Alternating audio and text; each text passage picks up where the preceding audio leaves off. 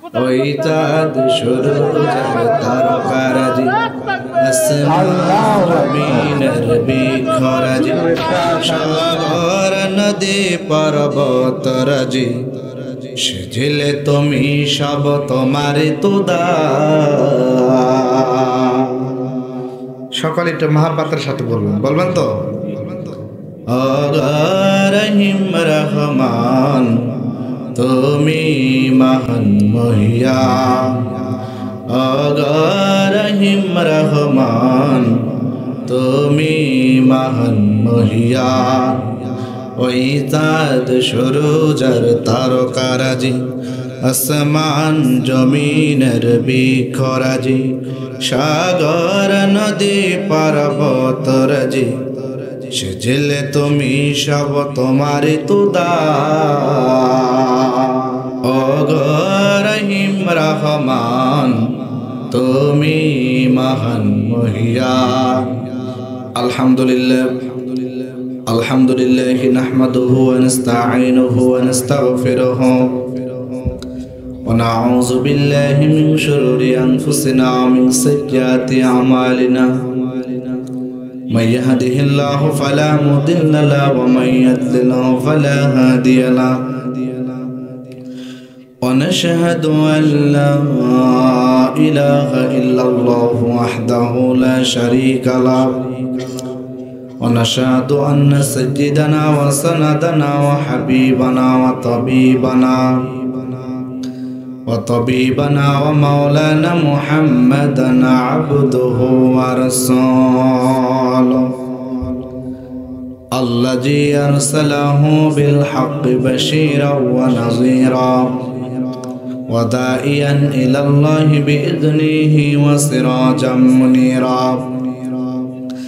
فقد قال الله تعالى في كلامه المجيد وفرقانه حميد أعوذ بالله من الشيطان الرجيم بسم الله الرحمن الرحيم ولقد آتينا لقمان الحكمة أن اشكر لله ومن يشكر فإنما يشكر لنفسه ومن كفر فإن الله غني حميد. إن الله وملائكته يصلون على النبي يا أيها الذين آمنوا صلوا عليه وسلموا تسليما. اللهم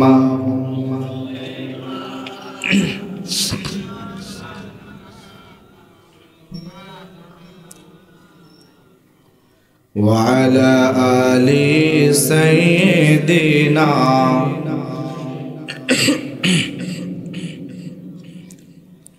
হৃদয়ে মুহাম্মদ চেতনায় মুহাম্মদ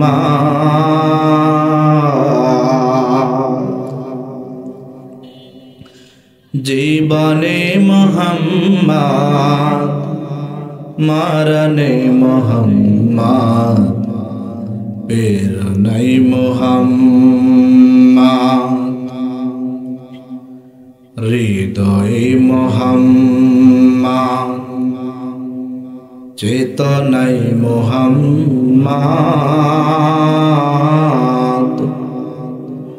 জীবনে মুহাম্মদ প্রেরণায় মুহাম্মদ মরণে মুহাম্মদ। আল্লাহুম্মা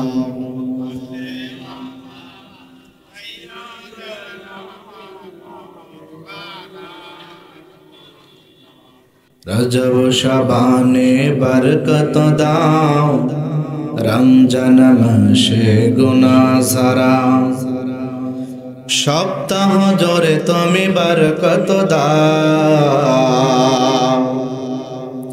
সপ্তাহ জোরে তুমি বরকত দাও জুমার দিনে গুনাহ ঝরা রজব শাবানে বরকত দাও রমজান মাসে গুনাহ ঝরা সপ্তাহ জোরে তুমি বরকত দাও সপ্তাহ জোরে তুমি বরকত দাও জুমার দিনে গুনাহ ঝরা আল্লাহুম্মা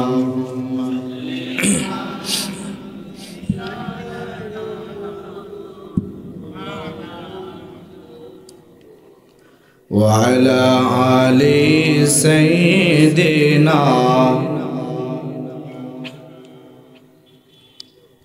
ওই চাঁদ সূরজের তারকারাজি আসমান জমিনের বিখরাজি ওই চাঁদ সূরজের তারকারাজি আসমান জমিনের বিখরাজি সাগর নদী পর্বত রাজি সেজিলে তুমি সব তোমারে তুদা সকলে একটু মহাব্বতের সাথে বলবেন তো রহিম রহমান তুমি মহান মহিয়ান রহিম রহমান তুমি মহান মহিয়ান ওই চাঁদ সূরজের তারকারাজি আসমান জমিনের বিখরাজি সাগর নদী পর্বত রাজি সেজিলে তুমি সব তোমারে তুদা সকলে জবান খুলে বলতে হবে রাজি আছেন কারা কারা রাজি আছেন হাত তোলা দেখা কিছু কিছু ভাইয়েরা বলবেন না হাত তোলেন হাত তোলেন ও রহিম রহমান তুমি মহান মহিয়ান ও রহিম রহমান তুমি মহান মহিয়ান আলহামদুলিল্লাহ জয়পুরহাট জেলার অন্তর্গত মহিরম জামে মসজিদ ও যুব সমাজ কর্তৃক আয়োজিত প্রথম অধিবেশন ঐতিহ্যবাহী তাফসিরুল কোরআন মাহফিল শ্রদ্ধাভাজন সাহেবে সাদন সম্মানিত সভাপতি বিশিষ্ট আলেমে দ্বীন মুফাসসিরে কোরআন হযরত মাওলানা মুহাম্মদ নুরুল ইসলাম সাহেব বারাকাল্লাহু ফি হায়াতি সকলে বলেন আমিন। আরে ভাই আপনাদের খতিব সাহেবের জন্য দোয়া করলাম ভালোবাসেন না জোরে বলেন না আমিন আমিন।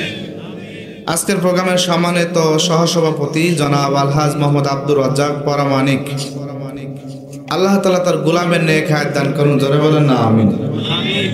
আজকের প্রোগ্রামের সম্মানিত প্রধান অতিথি আপনাদের এলাকার কৃতি সন্তান বিশিষ্ট শিক্ষাবিদ এক্সেলেন্সতম বিসিএস এটা আপনাদের গর্ব অহংকার বোঝা যায় পাশে অনেক গ্রাম খুঁজে দেখেন বিসিএস ক্যাডার পাবেন না এটা আপনাদের জন্য গর্ব অহংকার আলহামদুলিল্লাহ। আমার প্রিয় ভাই তরুণ উদীয়মান ব্যক্তিত্ব যুবকদের আইডল জনাব মোহাম্মদ সোহেল রানা বারাকাল্লাহু ফি হায়াতি আমি ভাইয়ের জন্য দোয়া করি আল্লাহ তাআলা তাকে ইসলামের জন্য আমৃত্যু পর্যন্ত কবুল করেন সকলে বলেন আমিন। প্রিয় ভাইরা আজকের প্রোগ্রামের দ্বিতীয় আলোচক আল কোরআনের প্রাণবন্ত ধারাভাষ্যকার জনাব মাওলানা ইউনুস আলী সাহেব নাটোরি। তার আগে আলোচনা করেছেন মাওলানা আশরাফুল ইসলাম জিহাদি সাহেব। আমার বাম পাশে বসে আছেন জয়পুরহাট জেলার গর্ব অহংকার অগণন্ত তৌহিদের হৃদয়ের স্পন্দন আল কোরআনের প্রাণবন্ত ধারাভাষ্যকার যিনি হাজার হাজার মানুষকে তিনি কোরআন থেকে কথা উপস্থাপন করে মানুষকে বিমুগ্ধ এবং বিমোহিত করেন।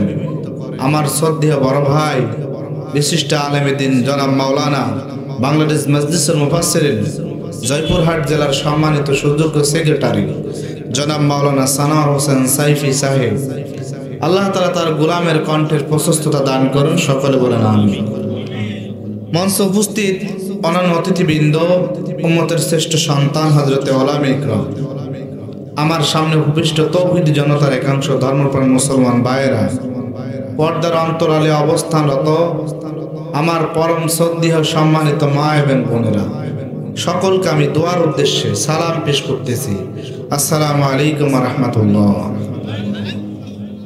প্রিয় ভাইয়েরা, জয়পুরহাটবাসী, আপনারা ভালো আছেন তো?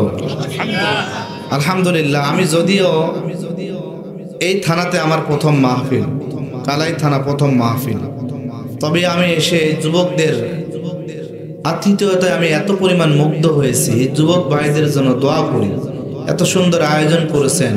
আল্লাহ কিয়ামত পর্যন্ত এই মহিরুম গ্রামবাসীর যুবকেরা কোরআনের আইডল এবং কোরআনের আলোচনা এমন করে আপনাদের উপহার দিতে পারি, আমরা দোয়া করে আল্লাহ সকলকে কবুল করেন, বলেন আমিন। প্রিয় ভাইয়েরা, আমি আগেই বলেছি, যারা এজ এ মুসলিম হিসেবে যদি আপনি কি কোরআন শ্রদ্ধা করেন, কোরআনকে সম্মানের সঙ্গে দেখেন, আপনি এখানে মনোযোগ সহকারে কথা শুনবেন। কথা বোঝা যায়? যারা গল্প করবেন, বাদাম খাওয়া যাবে না, এই নির্দেশটা কার? জোরে বলেন কার? বলেন হুজুর আল্লাহর কথা। কেমন আল্লাহর কথা? আমি বলতেছি, আল্লাহ বলতেছেন ওয়াইজা কুরিয়াল কোরআন, যেখানে কোরআন তেলাওয়াত করা হয়, ফাসতামিউ লাহু, তোমরা মনোযোগ সহকারে শোনো। আমার কথা না, আল্লাহর কথা। জোরে বলেন না ভাই, আল্লাহর কথা। ওয়ানসিতু, তোমরা কান খাড়া করে দাও। এখন আপনি এদিক ওদিক ঘুরতে পারবেন? বলেন, গল্প করতে পারবেন? বাদাম খেতে পারবেন? তো এখন থেকে যদি আমরা না জানি, এখন থেকে জেনে থাকি, তার মানে এখন কোরআন মনোযোগ সহকারে শোনা লাগবে ইনশাআল্লাহ। যারা আলোচনা করেছে, আমি মনে করি আপনাদের হৃদয় জোড়ানো আলোচনা করেছে। আমি আলোচনা করব তাফসীর মূলক।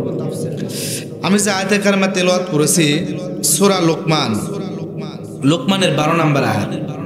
আপনারা লোকমান, অনেকেই মুরব্বী যারা আছেন তারা অনেকেই লোকমান হাকিমের কথা শুনেছেন, শোনেন নাই? অনেকে লোকমান হাকিমের কথা শুনেছেন। লোকমান হাকিম তিনি একজন আল্লাহ তাআলার পয়গম্বর ছিলেন, প্রিয় বান্দা ছিলেন, তবে নবী ছিলেন না। আল্লাহ তাকে ডেলিগেট করে পবিত্র কোরআনে সূরা নাজিল করেছেন।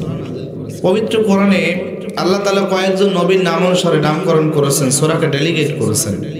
তার মধ্যে 2 জন পয়গম্বর, প্রিয় মানুষকে আল্লাহ ডেলিগেট করেছেন। পুরুষদের মধ্যে হচ্ছে লোকমান আলাইহিস সালাম, আর মহিলাদের মধ্য থেকে আল্লাহর নবী ঈসা পয়গম্বরের মা হযরত মারিয়াম আলাইহিস সালাম। প্রিয় ভাইরা, আসুন আমরা সূরা লোকমান থেকে কথা শুনবো। মনোযোগ থাকবে না যাবে? থাকবে তো? থাকবে। কার কার একটু আমরা সকলে গাটা গরম করে নি? থাকবে? লিল্লাহে তাকবীর। হাত উঁচু করে, হাত উঁচু করে, লিল্লাহে তাকবীর। আলহামদুলিল্লাহ। এখানে সকলেই যুবক, সকলেই যুবক। আল্লাহ রাসূল বললেন, যখন তোমরা যুদ্ধের ময়দানে যাবা, কেউ আর বৃদ্ধ থাকবে না, সকলে যুবক থাকবা। তোমাদের অ্যাটিটিউড সব কিছু যুবকের মতো হয়ে যাবে। আল্লাহু আকবার বলেন না? প্রিয় ভাইরা, এখানে যারা মনে করেন বৃদ্ধ, না, আপনি বৃদ্ধ না, এখন আপনি যুবক হবেন কোরআনের জন্য, আল্লাহর জন্য, কোরআনের কথা শোনার জন্য। রাজি আছেন না? আলহামদুলিল্লাহ। প্রিয় ভাইরা, যাকে ডেলিগেট করে আল্লাহ পবিত্র কোরআনে সূরা নাজিল করলেন, কেন নাজিল করলেন, কি কারণে নাজিল করলেন? সূরাটা মূলত মাক্কি সূরা। আল্লাহ রাসূল সাল্লাল্লাহু আলাইহি ওয়াসাল্লামের হিজরতের পূর্বে আল্লাহ তাআলা সূরাটা নাজিল করেছেন। তো প্রিয় ভাইরা, আল্লাহ তাআলা হিজরতের পূর্বে সূরাটা নাজিল করেছেন, যাকে ডেলিগেট করে সূরা নাজিল করেছেন এই লোকমান পয়গম্বর, তার পরিচয় জানার দরকার আছে না নাই? জোরে বলেন, আছে না নাই? এই যে এখানে আমার নাম দেওয়া হয়েছে মাওলানা ইয়াসির আরাফাত জিহাদি। আমার পরিচয় কি জানেন? নিচে দেওয়া হয়েছে প্রাক্তন শিক্ষার্থী আল মদিনা বিশ্ববিদ্যালয় মালয়েশিয়া ও সেক্রেটারি বাংলাদেশ মাদ্রাসা মুফাসসির কুষ্টিয়া। তার মানে আপনারা সকলে পোস্টার হ্যান্ডবিল দেখে জেনেছেন যে হুজুর কুষ্টিয়া থেকে এসেছে, কুষ্টিয়ার লোক। কথা বলেন না কেন? যার নামে আল্লাহ তাআলা ডেলিগেট করে সূরা দিলেন, তার পরিচয় জানার দরকার আছে না নাই? আছে না? আমরা একটু তার পরিচয় সংক্ষিপ্ত আকারে জেনে নিই। ও আমার ভাইরা, তাফসীরে ফি জিলালিল কোরআনের বর্ণনায় মনোযোগ থাকবে না যাবে? জোরে বলেন, আরো জোরে। মনোযোগ থাকবে না যাবে? আলহামদুলিল্লাহ। তাফসীরে ফি জিলালিল কোরআনের বর্ণনায় লোকমান পয়গম্বর একজন ছিলেন দাস, একজন ছিলেন গোলাম মানুষ, খুব দরিদ্র মানুষ, খুব দরিদ্র মানুষ। তাফসীরে ফি জিলালিল কোরআনের বর্ণনায় লোকমান পয়গম্বরের নামটা ছিল কিন্তু থেবরা, চ্যাপ্টা মাছ। ঠোঁটটা ছিল কিন্তু মোটা। তিনি খুব শর্ট লোক, বেটে লোক ছিলেন। তিনি খুব কালো বর্ণের লোক ছিলেন।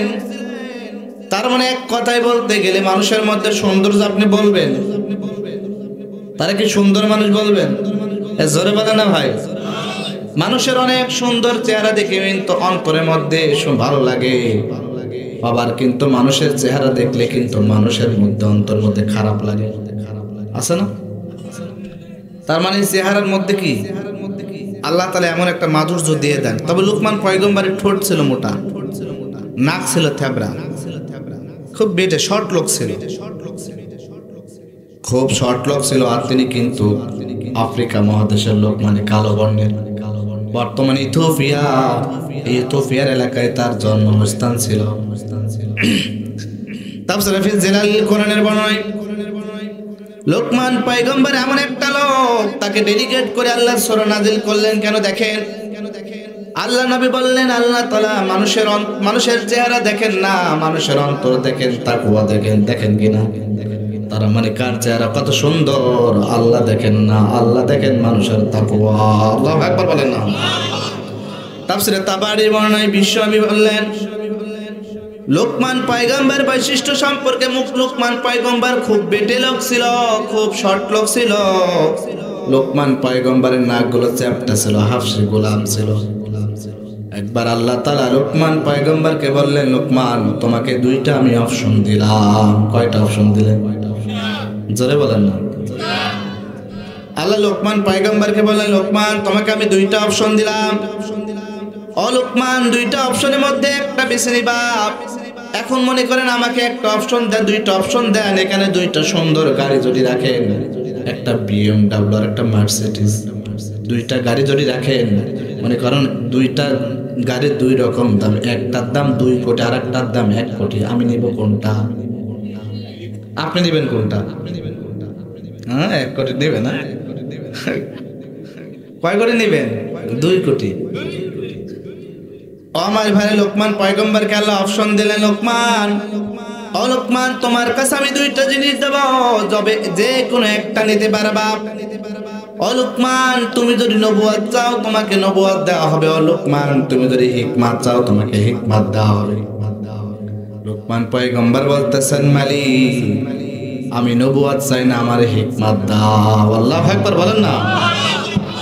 আল্লাহ রাব্বুল আলামিন বলেন, ওয়ালাকাদ আতাইনা লুকমানাল হিকমাতা আন শুকুর লিল্লাহি ওয়া মান ইয়াশকুর ফাইন্নামা ইয়াশকুরু লিনাফসিহি ওয়া মান কাফারা ফাইন্নাল্লাহা গনিয়্যুন হামিদ। আল্লাহু আকবার। আল্লাহ রাব্বুল আলামিন বলেন, লোকমান তুমি যে কোনো দুইটা নিবা, একটা হয় নবুয়ত না হয় হিকমত। লোকমান পয়গম্বর কোনটা নিলেন? জোরে বলেন। লোকমান পয়গম্বর বলতেছেন, মালিক আমারে হিকমত দাও। আল্লাহু আকবার বলেন না। আল্লাহ বলেন, লোকমান তোমাকে আমি নবুয়ত দিলাম, নবুয়তের পাওয়ার একটু বেশি, মর্যাদা একটু বেশি। ও লোকমান তুমি নবুয়ত নিলে না, তুমি হিকমত নিলে কেন? বুঝলাম না।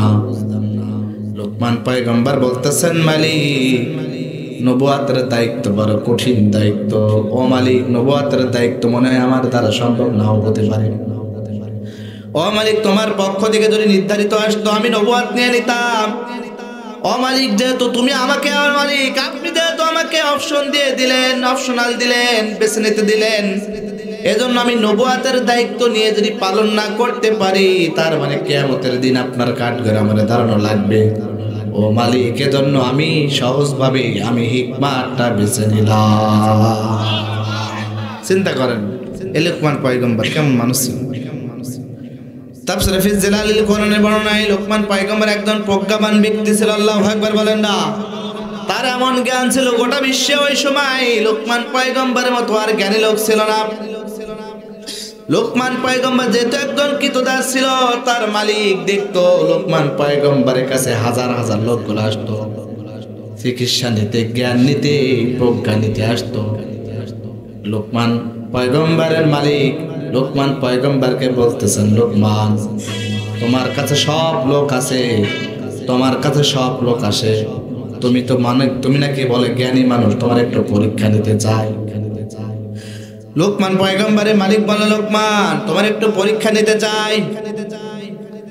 লোকমান পয়গম্বরের মালিক বলে, লোকমান যাও, তুমি যাও, পৃথিবীর মধ্যে সবচাইতে দুইটা নিকৃষ্ট জিনিস আনবা, যে দুইটা নিকৃষ্ট জিনিস পৃথিবীর মধ্যে এর চাইতে আর খারাপ জিনিস নাই। কি জিনিস? দুইটা নিকৃষ্ট এবং খারাপ জিনিস নিয়ে আসবা।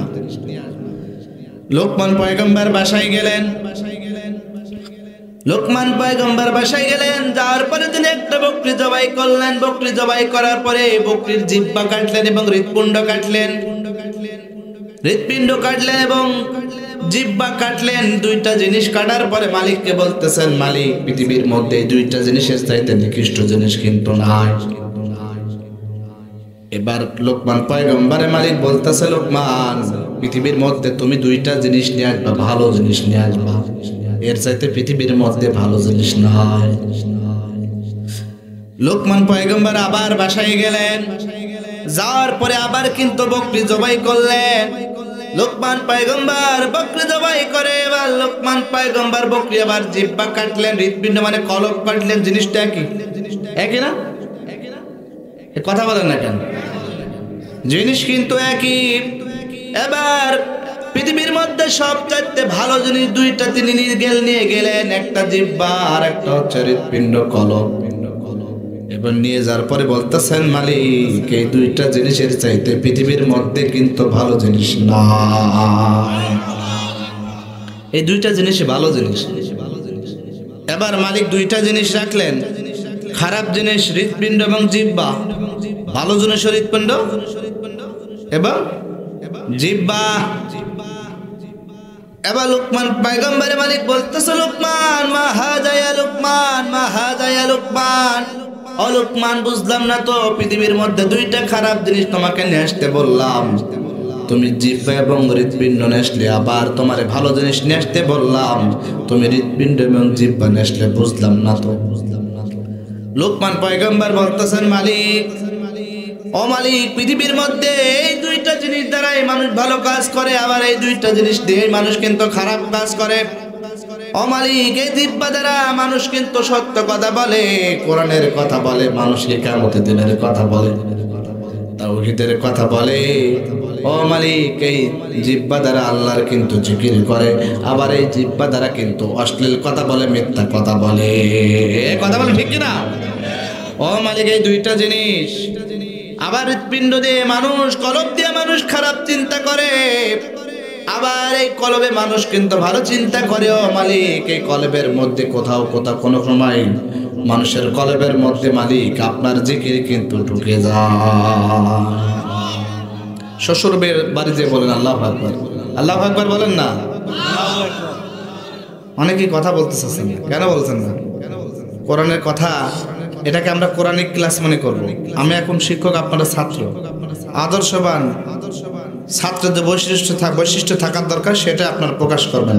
রাজি আছেন তো? রাজি আছেন? কথা বলা লাগবে প্রিয় ভাইরা। আসুন আমরা লোকমান পয়গম্বর সম্পর্কে কথা শুনলাম, তার পরিচয় জানলাম। কেন আল্লাহ লোকমান আলাইহিস সালামকে কেন্দ্র করে সূরাটা নাজিল করলেন, জানার দরকার আছে না নাই? কেন নাজিল করলেন? অনেক সময় আমাদের বলেন, হুজুর আপনি পিতামাতা সম্পর্কে ওয়াজ করেন, বলে আমাদের অনেক দিকে বলে পিতামাতা সম্পর্কে ওয়াজ করেন। কিন্তু আমি বলি মাঝে মাঝে, আমি নিজের কথা বলি যে আমরা তো পিতামাতা সম্পর্কে ওয়াজ করতে বলেন, সন্তান প্রতিপালন কেমন করবে সেই ওয়াজও করার দরকার আছে। আপনি সন্তান কেমন বানাবেন? সোহেল ভাইয়ের মতো বিশেষ ক্যাডার বানাবেন, না চোর বানাবেন, ডাকাত বানাবেন, টেন্ডারবাজ বানাবেন, চাঁদাবাজ বানাবেন, সিদ্ধান্ত আপনার। এই কথা বলেন না খান। আপনি যেমন সন্তান তৈরি করবেন তেমন সন্তান হবে। আমার সাইফি ভাইয়ের মতো আলেম যদি তৈরি করতে চান, আলেম হবে।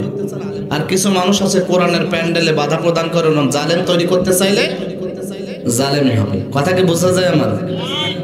ও আমার বাইরে তাফসীর ইবনে কাসিরের বর্ণনায় লোকমান পয়গম্বর তার সন্তানকে 10টা উপদেশ দিয়েছিলেন। এই 10টা উপদেশ আল্লাহ তাআলা খুব পছন্দ করলেন, পছন্দ করে কোরআনের মধ্যে ডেলিগেট করে দিলেন। কিয়ামত পর্যন্ত একজন বাবা তার সন্তানকে কেমন করে লালন পালন করবে, এই দিক নির্দেশনা আল্লাহ কোরআনের মধ্যে দান করলেন। আল্লাহু আকবার বলেন না। তাফসীর ইবনে কাসিরে বর্ণনা লোকমান পয়গম্বর তার সন্তানকে 10টা উপদেশ দিল। কয়টা? জোরে বলেন, আরো জোরে। জোরে হলো না? কিছু লোকের মুখ দিয়ে আমি এখন কথা বের করতে পারলাম না, দেখি পারে কিনা। জোরে বলেন কয়টা? আরো জোরে। সবার মুখের দিকে আমি তাকাচ্ছি। জোরে হলো না? আপনি কথা বললেন না কেন? বলা লাগবে, বলেন কয়টা, যাতে শেষে মনে থাকে। আপনি ওয়াজ শুনে গেলেন আর পরে মনে নাই, এই ওয়াজ শোনার দরকার নেই। এখানে প্রথম মাহফিল, আপনি ওয়াজ শোনার পরে যাতে আপনার ব্রেনের মধ্যে থাকে, মনের মধ্যে থাকে না এখানে ওয়াজ শুনেছিলাম, এইগুলো কাজ আমার করা লাগবে। আপনি এরকম ঘুমান মুখ বুঝে থাকলে আপনার মুখস্থ হবে না, এজন্য মুখস্থ করাবো ওয়াজ। কথা বোঝা যায় আমার? আমার বারে তাফসীর ইবনে কাসিরে বর্ণনা লোকমান পয়গম্বর তার সন্তানকে 10টা উপদেশ দিলেন। কয়টা? আমরা আমাদের সন্তানকে যদি 10টা উপদেশ দেন, আপনার সন্তান সাইফি ভাইয়ের মতো একজন আলেম হবে, এমন করে সোহেল ভাইয়ের মতো একজন আদর্শবান শিক্ষিত সন্তান হবে। কথা বলেন না কেন? এজন্য 10টা উপদেশ দেওয়া লাগবে। লোকমান পয়গম্বর তার সন্তানকে তাফসীর ইবনে কাসিরে বর্ণনা, তাফসীর ফি জালাল কোরআনের বর্ণনা, লোকমান পয়গম্বর তার সন্তানকে মহব্বত করে কাছে ডাকলেন, ভালোবেসে। আমরা অনেক সময় বলি না, বাবা একটু কাছে আসো, বলি না? লোকমান পয়গম্বর তার সন্তানকে কাছে ডাকলেন, মহব্বত করে কাছে ডাকলেন, কাছে ডেকে 10টা উপদেশ দিলেন। 1 নম্বর উপদেশ দিলেন, আল্লাহর কোরআন থেকে বলতেছি, সূরা লোকমান থেকে বলতেছি, সকলে মনোযোগ সহকারে শুনবেন। লোকমান পয়গম্বর প্রথম উপদেশ দিলেন, আমার সন্তান, আইযা ক্বালা লুকমানু লিবনিহি ওয়া হুয়া ইয়াইযুহু ইয়া বুনাইয়া লা তুশরিক বিল্লাহি ইন্নাশ শিরকা লাযুলমুন আযীম। আল্লাহু আকবার। লোকমান পয়গম্বর তার সন্তানকে ডেকে বলতেছেন, ইয়া বুনাইয়া, ও আমার সন্তান, ও আমার সন্তান, লা তুশরিক বিল্লাহ, ওই আল্লাহর সঙ্গে কিন্তু শিরক করা যাবে না। 1 নম্বর কি? শিরক করা যাবে না। শিরক করা, আপনাদের এলাকায় কি মানুষ শিরক করে নাকি? করে? লোকমান পয়গম্বর বলেন, ইয়া বুনাইয়া, আমার সন্তান, শিরক করা যাবে না। লোকমান পয়গম্বরের সন্তান বলতেছেন, আব্বা জান, শিরকটা কি? হোয়াট ইজ দা শিরক? শিরকটা কি? লোকমান পয়গম্বর বলতেছেন, আমার সন্তান, যদি তুমি আল্লাহর সমকক্ষ কারণে তুমি বানিয়ে ফেলো, আল্লাহর পায়ে ব্যতীত যদি কোনো পীর বাবা, খাজা বাবা, গাজা বাবার পায়ে সিজদা দিয়ে ফেলো, ওটাই কিন্তু আল্লাহর সমকক্ষ শিরক হয়ে যায়। এই জোরে বলেন, কথা বলেন না কেন? লোকমান পয়গম্বর বলে, সন্তান, ও আমার সন্তান, দুনিয়ার মধ্যে চাও চাওয়া কার কাছে? জোরে বলেন না, কার কাছে? আল্লাহর কাছে চাওয়া লাগবে, দুনিয়ার কোনো মানুষের কাছে চাবেন না। আমারে বলবেন না, হুজুর আমারে সন্তান দান, দিতে পারবো? আমার বাবার ক্ষমতা আছে নাকি? আমার দাদার ক্ষমতা আছে নাকি? অনেকে মনে করেন না, কিছু কিছু মানুষের ক্ষমতা আছে, আছে নাকি? যদিও ডোন্ট মাইন্ড, খারাপ ভাবে নেবেন না, ক্ষমতা আছে কি? নিজের বউটা ওর কাছে দিবে, নাউজুবিল্লাহ বলেন না কেন? তাছাড়া ক্ষমতা নেই। আমার কথা বোঝা যায়? ও আমার ভাইরে, সুতরাং আপনার সন্তান দরকার, সন্তান চাইবেন কার কাছে? আপনার অর্থ দরকার, অর্থ চাইবেন কার কাছে? আপনার রোগ হয়েছে, রোগ থেকে নিরাময় চাইবেন কার কাছে? লোকমান পয়গম্বর বলতেছেন, আব্বা জান, আবার বাবা, ইয়া বুনাইয়া লা তুশরিক বিল্লাহ, খবরদার খবরদার, আল্লাহর সঙ্গে কিন্তু কোনোদিন শিরক করবি না। লোকমান পয়গম্বর বলতেছে, খবরদার আব্বা, তুই শিরক করিস না। পৃথিবীর মধ্যে যত গুনাহ আছে, আল্লাহ এই শিরকের গুনাহ ক্ষমা করেন। আল্লাহ সব গুনাহ ক্ষমা করে দেন, অনলি শিরকের গুনাহ আল্লাহ ক্ষমা করেন না। ও আমার বাইরে, শিরকের গুনাহ কেমন আল্লাহ ক্ষমা করেন না? আমি একটা এক্সাম্পল দেব, লক্ষ্য করে শুনবেন। মনে করেন একজন স্বামী স্ত্রীর সংসার, স্বামী ঢাকাতে কাজ করে, মনোযোগ আছে না গেছে? একজন স্বামী ঢাকায় কাজ করে, জব করে, তিনি মনে করেন একদিন এবার এই কালাই থানা থেকে, কালার এই বাস স্ট্যান্ড থেকে বাস ধরে তিনি ঢাকাতে যাবেন। তিনি এবার স্ট্যান্ডে গেলেন, কালাই স্ট্যান্ডে গেলেন। যাওয়ার পরে এবার তিনি সুপারভাইজার যারা কাউন্টারে থাকে, এবার বললেন, ভাই আমি ঢাকায় যাব, আমার একটা টিকিট দেন। মনে করেন আপনি কাউন্টার থেকে বলা হলো, আজকে বাস আসবে না। কেন আসবে না? বলে, আজকে আবহাওয়ার অবস্থা ভালো না, কারণ আবহাওয়ার কারণে আজকে কিন্তু বাস কিন্তু ছাড়বে না। মনোযোগ আছে? এবারে মনে করেন এই যুবকটা কালাই থানা থেকে রাতের আধারে এবার তিনি ফিরে আসলেন মহিরুম গ্রামে। আমি এক্সাম্পল দিচ্ছি। মহিরুম গ্রামে ফিরে আসলেন, আসার পরে এবার তার স্ত্রীকে বলবে, ঠক ঠক করে আওয়াজ করে, বউ বউ ঘরটা খোলো।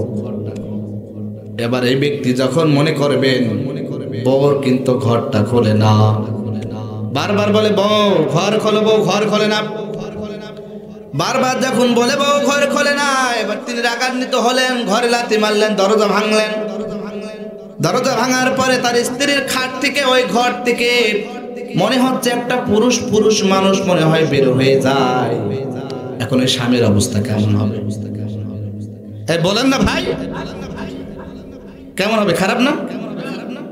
এখন মনে করেন তার বউয়ের ঘর থেকে একজন যুবক বের হয়, পরপুরুষ বের হয়। যে কোনো পুরুষের তো রাগ হওয়া স্বাভাবিক, কথা বলে না কেন? এখন এই অবস্থায়, এই পরিস্থিতিতে ওই পুরুষের কেমন রাগ হয় জানি না, তার চাইতো আমার আল্লাহর শত শত গুণ, লক্ষ লক্ষ গুণ রাগ হয় যদি আল্লাহর পায়ে সিজদা দিত, আল্লাহর সিজদা দিত। কোন পীর বাবা, খাজা বাবা, মাজার গাজার, যার কাছে কোনো মানুষের কাছে মাথা নত করে, শিরক করে, ওই আল্লাহ কিন্তু তার চাইতে বেশি রাগান্বিত হয়। ও আমার ভাই, সুতরাং আল্লাহ বলেন না তুশরিক বিল্লাহ, খবরদার খবরদার আল্লাহর সঙ্গে কারোর শিরক করবি না। লোকমান পয়গম্বর বলে, আমার সন্তান খবরদার খবরদার, আল্লাহর অস্তিত্ব কিন্তু অস্বীকার করা যাবে, আল্লাহর অস্তিত্ব অস্বীকার করা যাবে না। সুতরাং কেউ যদি আল্লাহর অস্তিত্ব অস্বীকার করে যায়, এক নম্বর সে হচ্ছে কাফের, দুই নম্বর সে মুশরিক। বোঝা যায় আমার কথা? সুতরাং আল্লাহর অস্তিত্ব অস্বীকার করা যাবে না। আমি একটা এক্সাম্পল দেব। আমাদের ইমাম আজম আবু হানিফা রাহমাতুল্লাহ, যাকে বাংলাদেশের মানুষ বেশিরভাগ ফলো করে, ইমাম আজম আবু হানিফার সময় একজন নাস্তিক ছিল, তিনি কিন্তু আল্লাহরে কিন্তু মানতেন না। তিনি ঘোষণা দিতেন, আল্লাহ বলতে কিছু নাই। নাউজুবিল্লাহ বলেন, আল্লাহ বলতে কিছু নাই। তিনি ঘোষণা দিলেন। এবার লোকজন বলে, ও নাস্তিক, তুমি কি বলো আল্লাহ বলতে কিছু নাই মানে? আমরা তো আল্লাহর সিজদা করি, আল্লাহর ইবাদত করি। নাস্তিক বলতেছে, তাহলে তোমরা কি আল্লাহর প্রমাণ দিতে পারবা, ডকুমেন্ট প্রমাণ দিতে পারবা, আল্লাহর অস্তিত্বের প্রমাণ দিতে পারবা? এবার লোকজন বলে, ও নাস্তিক শোনো, আমরা যদি নাও পারি, তবে আমাদের ইমামে আজম আবু হানিফা রাহমাতুল্লাহ তিনি কিন্তু ঠিকই পারবেন। এবার নাস্তিক বলল, ঠিক আছে, তোমাদের ইমামে আজম আবু হানিফাকে তোমরা ডাকো। এবার লোকজন বলল, হুজুর একজন নাস্তিক আছে, তিনি আল্লাহরে মানে না, আল্লাহর অস্তিত্বের প্রমাণ কি আপনি দিতে পারবেন? তখন ইমামে আজম আবু হানিফা বলতেছেন, অবশ্যই পারবো। তখন ইমাম আজম আবু হানিফা রাহমাতুল্লাহ তখন নাস্তিককে বলল, ঠিক আছে, আগামী জুমার দিনে তোমার সঙ্গে বিতর্ক করব। একটা টাইম নির্ধারণ করা হলো। এবার নাস্তিক চলে গেল ওই ময়দানে, হাজার হাজার মানুষ সেখানে চলে গেল। ইমাম আজম আবু হানিফা রাহমাতুল্লাহ ইচ্ছাকৃতভাবে 2 ঘন্টা লেট করলেন। কয় ঘন্টা লেট করলেন? জোরে বলেন না। ইমাম আজম আবু হানিফা রাহমাতুল্লাহ 2 ঘন্টা কিন্তু লেট করলেন। এবার তিনি 2 ঘন্টা লেট করে গেলেন। এবার নাস্তিক তো রাগান্বিত, রেগে একেবারে অস্থির। এবার নাস্তিক বলতেছে, মুসলমানরা, তোমাদের ইমাম আজম আবু হানিফার কাণ্ডজ্ঞানে তো ঠিক নাই। তিনি নিজে 2 ঘন্টা লেট করে আসে, আবার আমার সঙ্গে কি আল্লাহর অস্তিত্বের প্রমাণ দিবে? যে সময়টাই সঠিকভাবে যাচাই বাছাই করতে পারে না, সঠিক টাইমে উপস্থিত হতে পারে না, সুতরাং তার সঙ্গে সে আবার কেমন করে আল্লাহর অস্তিত্বের প্রমাণ দিবে? ইমাম আজম আবু হানিফা বলতেছেন, ভাই আমার একটা ওজর আছে। তো নাস্তিক বলতেছেন, তোমার কি ওজর আছে? ইমাম আজম আবু হানিফা বলতেছেন, ভাই আমি যখন বাড়ি থেকে বের হব, বাড়ি থেকে বের হওয়ার পরে আমার বাড়ির সামনে বিশাল একটা নদী। আমি দেখলাম নদীর ঘাটে কোনো নৌকা নাই, আমি পার হব কেমন করে? আমি উত্তর দিকে তাকালাম, দেখলাম বিশাল একটা গাছ। কথা বোঝা যায়? আমি উত্তর দিকে তাকালাম, বিশাল একটা গাছ দেখলাম। আমি দেখলাম গাছটা এমনি এমনি কেটে পড়ে গেল, এমনি এমনি কেটে পড়ে গেল। এবার গাছ থেকে তক্তা বের হলো, এমনি এমনি নৌকা তৈরি হয়ে গেল। এমনি এমনি নৌকা তৈরি হয়ে ওই নৌকা আমার সামনে আসলো, তখন আমি নৌকা পার হয়ে চলে আসলাম।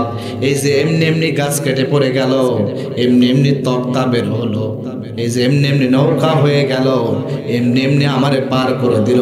এই প্রক্রিয়ায় কিন্তু 2 ঘন্টা সময় লেগেছে, এই জন্য আমার 2 ঘন্টা। এবার নাস্তিক মুসলমানদের বলতেছে, মুসলমানরা দেখো, তোমাদের ইমামে আজম আবু হানিফা পাগল হয়ে গেছে, তার তো মাথা ঠিক নাই, তার তো মাথা ঠিক নাই। এমনি এমনি কি কোনোদিন গাছ কেটে পড়ে যায়? কাটে? জোরে বলেন না। এমনি এমনি গাছ কাটে? এমনি এমনি গাছ কাটে না, এমনি এমনি তক্তা বের হয় না, এমনি এমনি নৌকা তৈরি হয় না। নাস্তিক বলতেছেন কোন কাজ কিন্তু এমনি এমনি হয় না। ইমাম আজম আবু হানিফা বলতেছেন এই তো আসল জায়গায় আসো। এমনি এমনি যদি একটা গাছ কেটে না পড়ে যায়, এমনি এমনি যদি তক্তা বের হয়ে না যায়, এমনি এমনি যদি নৌকা না হয়ে যায়, তাহলে এমনি এমনি কি আসমান জমিন সৃষ্টি হয়ে গেছে? এমনি এমনি হয়ে গেছে? ইমাম আজম হানিফা বললেন এই যে এমনি এমনি সাগর হয়ে গেছে, এমনি এমনি নদী হয়ে গেছে, এমনি এমনি কি আসমান জমিন এমনি এমনি হয়ে গেল নাকি? তখন নাস্তিক বলতেছে ইমাম আজম আবু হানিফা আগে তো বুঝি নাই, তাই তো পৃথিবীতে কোনো কাজ এমনি এমনি হয়? হয় না। কোনো কাজ এমনি এমনি হয় না, এর একজন স্রষ্টা আছে না নাই? এই যে এখানে যারা স্টেজ তৈরি করেছেন, এমনি এমনি হয়েছে না, কেউ তৈরি করেছে। তার মানে পৃথিবী আসমান জমিন এমনি এমনি হয় নাই। আপনি একটু গবেষণা করলে আল্লাহর অস্তিত্ব আপনি খুঁজে পেয়ে যাবেন। তাফসীরে ফি জিলালিল কোরআনের বর্ণনা আমি যেটা দেখলাম, আল্লাহ বলেন আল্লাযীনা ইয়াযকুরুনাল্লাহা কিয়ামান ওয়া কুউদান ওয়া আলা জুনুবিহিম ওয়া ইয়াতাফাক্কারুনা ফি খালকিস সামাওয়াতি ওয়াল আরদ। আল্লাহু আকবার বলেন না। তাফসীরে ফি জিলালিল কোরআনের বর্ণনায় আল্লাহ রাব্বুল আলামিন বলেন আল্লাযীনা ইয়াযকুরুনাল্লাহা কিয়ামান ওয়া কুউদান ওয়া আলা জুনুবিহিম ওয়া ইয়াতাফাক্কারুনা ফি খালকিস সামাওয়াতি ওয়াল আরদ। আল্লাহু আকবার বলেন না। আল্লাহ বলেন ওয়া ইয়াতাফাক্কারুনা ফি খালকিস সামাওয়াতি ওয়াল আরদ। আল্লাহ বলেন এই আসমান জমিন এমনি এমনি হয় নাই, তোমাদের আল্লাহ তোমার ব্রেন দিলেন, চোখ দিলেন। আলাম নাজআল লাহু আইনাইন ওয়া লিসানান ওয়া শাফাতাইন ওয়া হাদাইনাহু নাজদাইন। আল্লাহ বললেন গোলাম তোমার চোখ দিলাম, তোমার ব্রেন দিলাম, তোমাকে গবেষণা করার শক্তি দিলাম।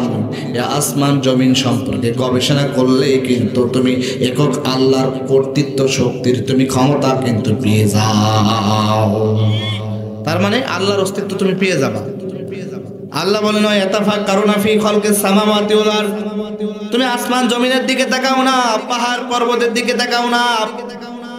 আলাম নাজআল লাহু আইনাইন ওয়া লিসানান ওয়া শাফাতাইন ওয়া হাদাইনাহু নাজদাইন। আল্লাহ যে তোমারে বুদ্ধি দিলেন, বিবেক দিলেন, চোখ দিলেন, তুমি কি দেখতে পারো না? দেখার পরও তুমি যদি অন্ধ হয়ে যাও, তোমার চাইতে পৃথিবীর মধ্যে গন্ডা মূর্খ আর কেউ নাই। তার মানে আল্লাহর অস্তিত্ব কিভাবে বুঝবেন? এই প্রকৃতি দেখে যদি আপনি বুঝতে পারবেন। ও আমার ভাই, আমি একটা এক্সাম্পল দেব। তাফসীরে ফি জিলালিল কোরআনের বর্ণনায় মনোযোগ আছে না গেছে? তাফসীরে ফি জিলালিল কোরআনের বর্ণনায় ইব্রাহিম পয়গম্বর যখন তিনি একক সৃষ্টিকর্তা সম্পর্কে একটু গবেষণা করতে লাগলেন, তিনি দেখলেন তার কওমের লোকেরা, তার গোষ্ঠীর লোকেরা, এলাকার লোকেরা বাবেল, বর্তমান বাবেল ইরাক শহর, ইরাকের বাবেল শহর, তিনি দেখতেছেন গোটা এলাকার লোকগুলো শুধু মূর্তি পূজা করে, কেউ গাছ পূজা করে, কেউ পাহাড় পূজা করে, কেউ চন্দ্র পূজা করে, কেউ সূর্য পূজা করে। এমন করে বিভিন্ন রকম বিভিন্ন জন বিভিন্ন পূজা করতে থাকে। ইব্রাহিম পয়গম্বর দেখতেছেন কিছু সংখ্যক লোক গাছ পূজা করতেছে, আবার ওই গাছ কাটতেছে, আকার খড়ি বানায় না। ইব্রাহিম পয়গম্বর দেখলেন না না না, ওই গাছ কি কখনো রব হতে পারে না, রব হতে পারে না। তাহলে রবটা আমার কি? তাফসীরে ফি জিলালিল কোরআনের বর্ণনায় ইব্রাহিম পয়গম্বর একদিন আকাশের দিকে তাকালেন। আকাশের দিকে তাকানোর পরে সুন্দর সুন্দর ঝলমল করে নক্ষত্র দেখলেন। আল্লাহু আকবার বলেন না। আকাশের ওই তারাগুলো আকাশের ওই তারাগুলো ঝিলিমিলি করছে। আল্লাহু আকবার বলেন। ইব্রাহিম পয়গম্বর তখন আকাশের দিকে তাকালেন। আল্লাহর কোরআন থেকে বলতেছে, তাফসীরে ফি জালালিল কোরআনে বর্ণনা, ইব্রাহিম পয়গম্বর তখন বললেন, ফালাম্মা জান্না আলাইহিল লাইলু রাআ কাওকাবান ক্বালা হাযা রাব্বি ফালাম্মা আফালা ক্বালা লা উহিব্বুল আফিলিন। তখন ইব্রাহিম পয়গম্বর আকাশের দিকে তাকালেন। আকাশের দিকে তাকালেন, তখন তিনি ফালাম্মা জান্না আলাইহিল লাইলু রাআ কাওকাবান ক্বালা হাযা রাব্বি। তখন তিনি আকাশের দিকে তাকালেন, তাকানোর পরে সুন্দর সুন্দর ঝলমলে নক্ষত্রগুলো দেখলেন। তখন তিনি মনে মনে বললেন, ক্বালা হাযা রাব্বি, এই নক্ষত্রগুলো আমার রব, এই নক্ষত্রগুলো আমার রব। ফালাম্মা ফালা, আবার ওই নক্ষত্রগুলো সকালে কিন্তু দেখা যায় না। কেউ কি নক্ষত্র তারা গেলে দেখা যায় সকালে? তখন তিনি সকালে আর ফালাম্মা ফালা, আর সকালে কোনো তারা দেখতে পেলেন না। তখন তিনি বললেন ক্বালা, তখন তিনি বললেন লা উহিব্বুল আফিলিন, এটা তো আমি পছন্দ করি না। আমার রব যদি হবে তাহলে তিনি অস্তমিত হয়ে যান কেমন করে। আবার তখন তিনি দ্বিতীয় দিন, নেক্সট টাইম দ্বিতীয় দিন আকাশের দিকে তাকালেন। তাকানোর পরে সুন্দর সমুজ্জ্বল রূপী একটা চন্দ্র তারা, একটা তারা দেখলেন। আল্লাহু আকবার বলেন না। তখন তিনি তারা দেখলেন। তাফসীরে ফি জালালিল কোরআনে বর্ণনা আল্লাহ বলেন, ফালাম্মা রাআল কমারা বাযিগান ক্বালা হাযা রাব্বি ফালাম্মা আফালা ক্বালা লা ইল্লাম ইয়াহদিনি রাব্বি লা আকুনান্না মিনাল কওমিদ দাল্লিন।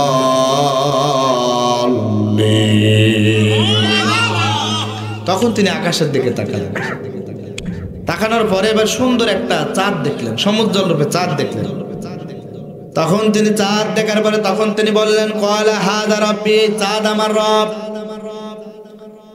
ফালাম্মা ফালা, যখন আবার সকালে চাঁদগুলো তিনি দেখতে পেলেন না, তখন তিনি বললেন, ক্বালা লা ইল্লাম ইয়াহদিনি রাব্বি, ও আমার আসল রব, তুমি যারে মানুষকে হেদায়েত দাও, ও রব তুমি যারে মানুষকে হেদায়েত দাও, তুমি যদি আমাকে সঠিক পথ না দেখাও, হেদায়েত না দাও, আমি কিন্তু হেদায়েত শূন্য হয়ে যাব, আমি কিন্তু গোমরাহের মধ্যে চলে যাব।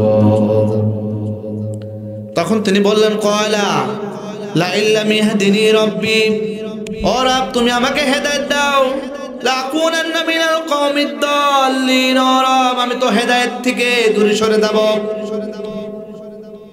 এবার তিনি পরের দিন সুবহে সাদিকের পরে পূর্ব দিগন্তে বিশাল একটা কি দেখতে পেলেন? সূর্য দেখতে পেলেন। কি বিশাল একটা সূর্য দেখতে পেলেন।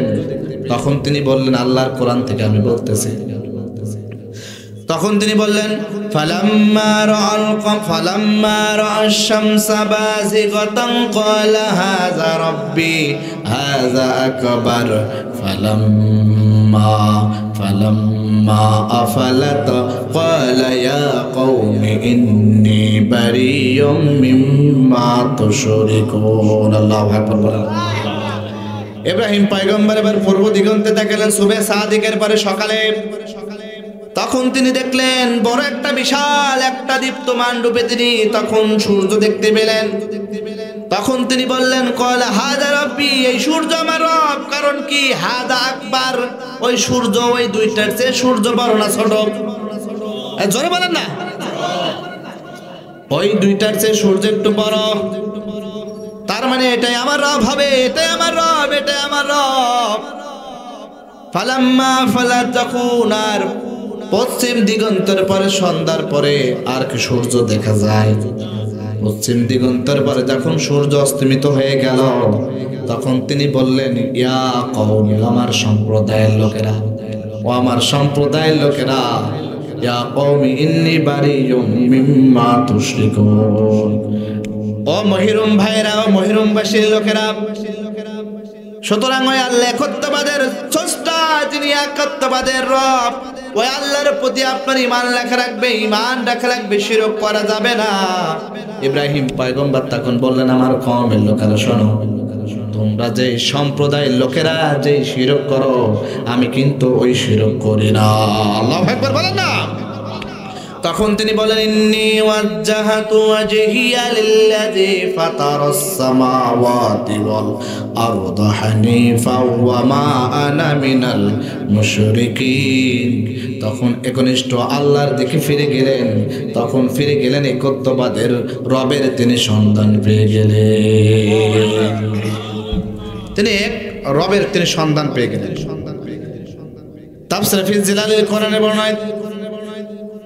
এবার তিনি 3 দিন পরে দেখতেছে ওই এলাকার লোকগুলো সবাই মূর্তি পূজা করে, সবাই শিরক করে। একটা মন্দিরের মধ্যে কোথাও হাতির মূর্তি, কোথাও হনুমানের মূর্তি, কোথাও সিংহের মূর্তি, কোথাও বানরের মূর্তি, কোথাও সাপের মূর্তি তিনি দেখলেন। আর সব লোকগুলো কেন কি যেন মন্ত্রপাঠ করে, কি যেন মন্ত্রপাঠ করে। তিনি মনে মনে ভাবলেন এটা কিছু তো বুঝি না, সব একেবারে ভণ্ড, কিছু বুঝি না।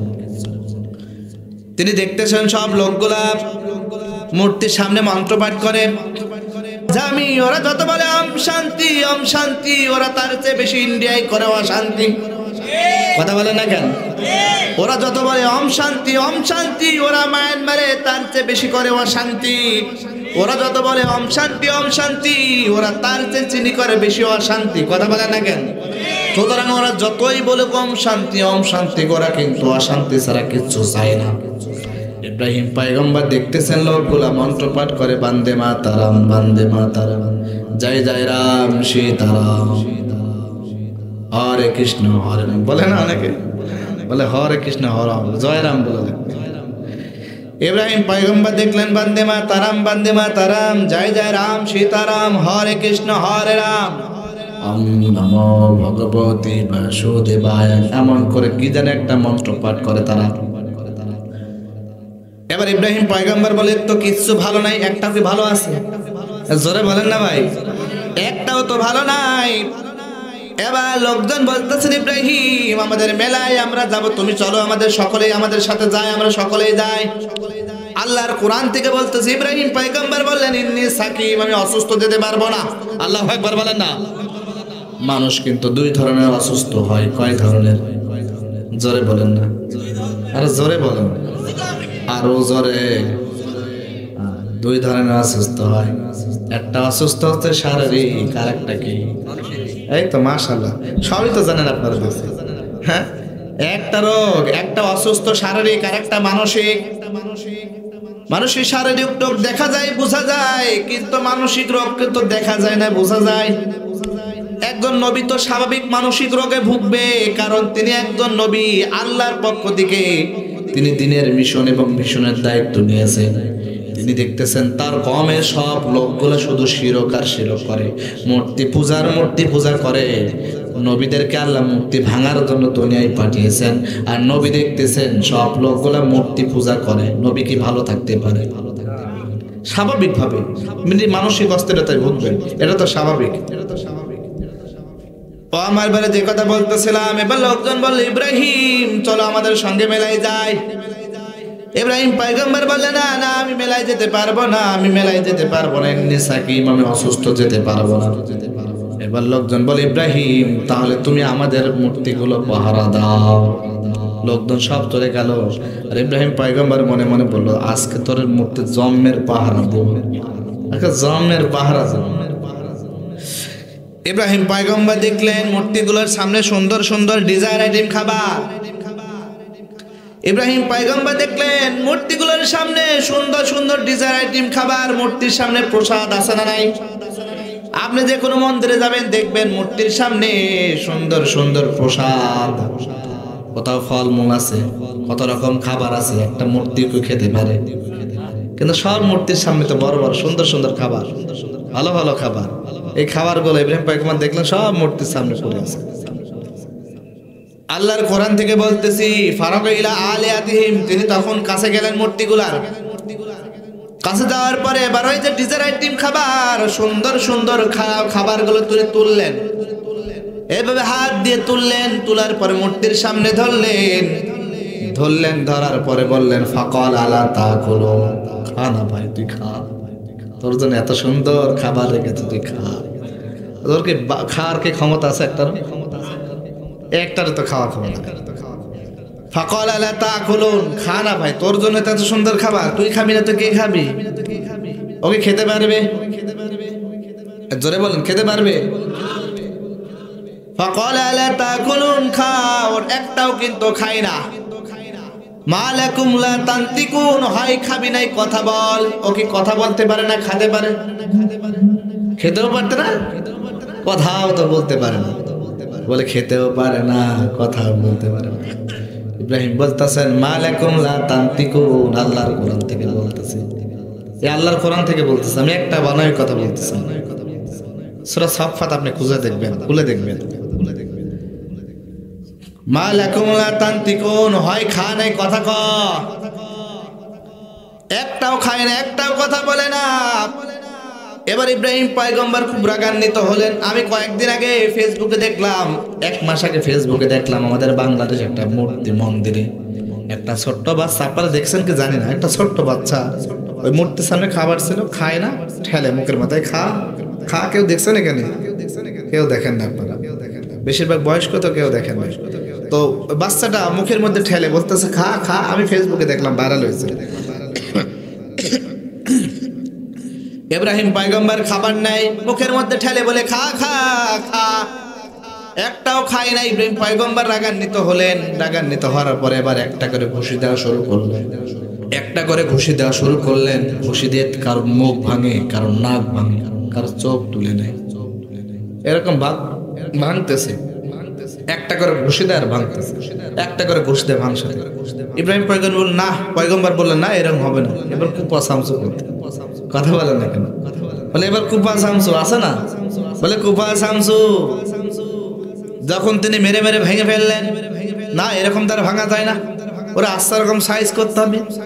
এবার কি করলেন, তিনি মন্দির থেকে একটা কুড়াল নিলেন, মন্দির থেকে কুড়াল নিলেন। কুড়াল নেওয়ার পরে সবগুলো একেবারে কোপা শামসু বলতে বলতে একেবারে সব কোপাতে কোপাতে কোপাতে কোপাতে সব শেষ করে দিলেন।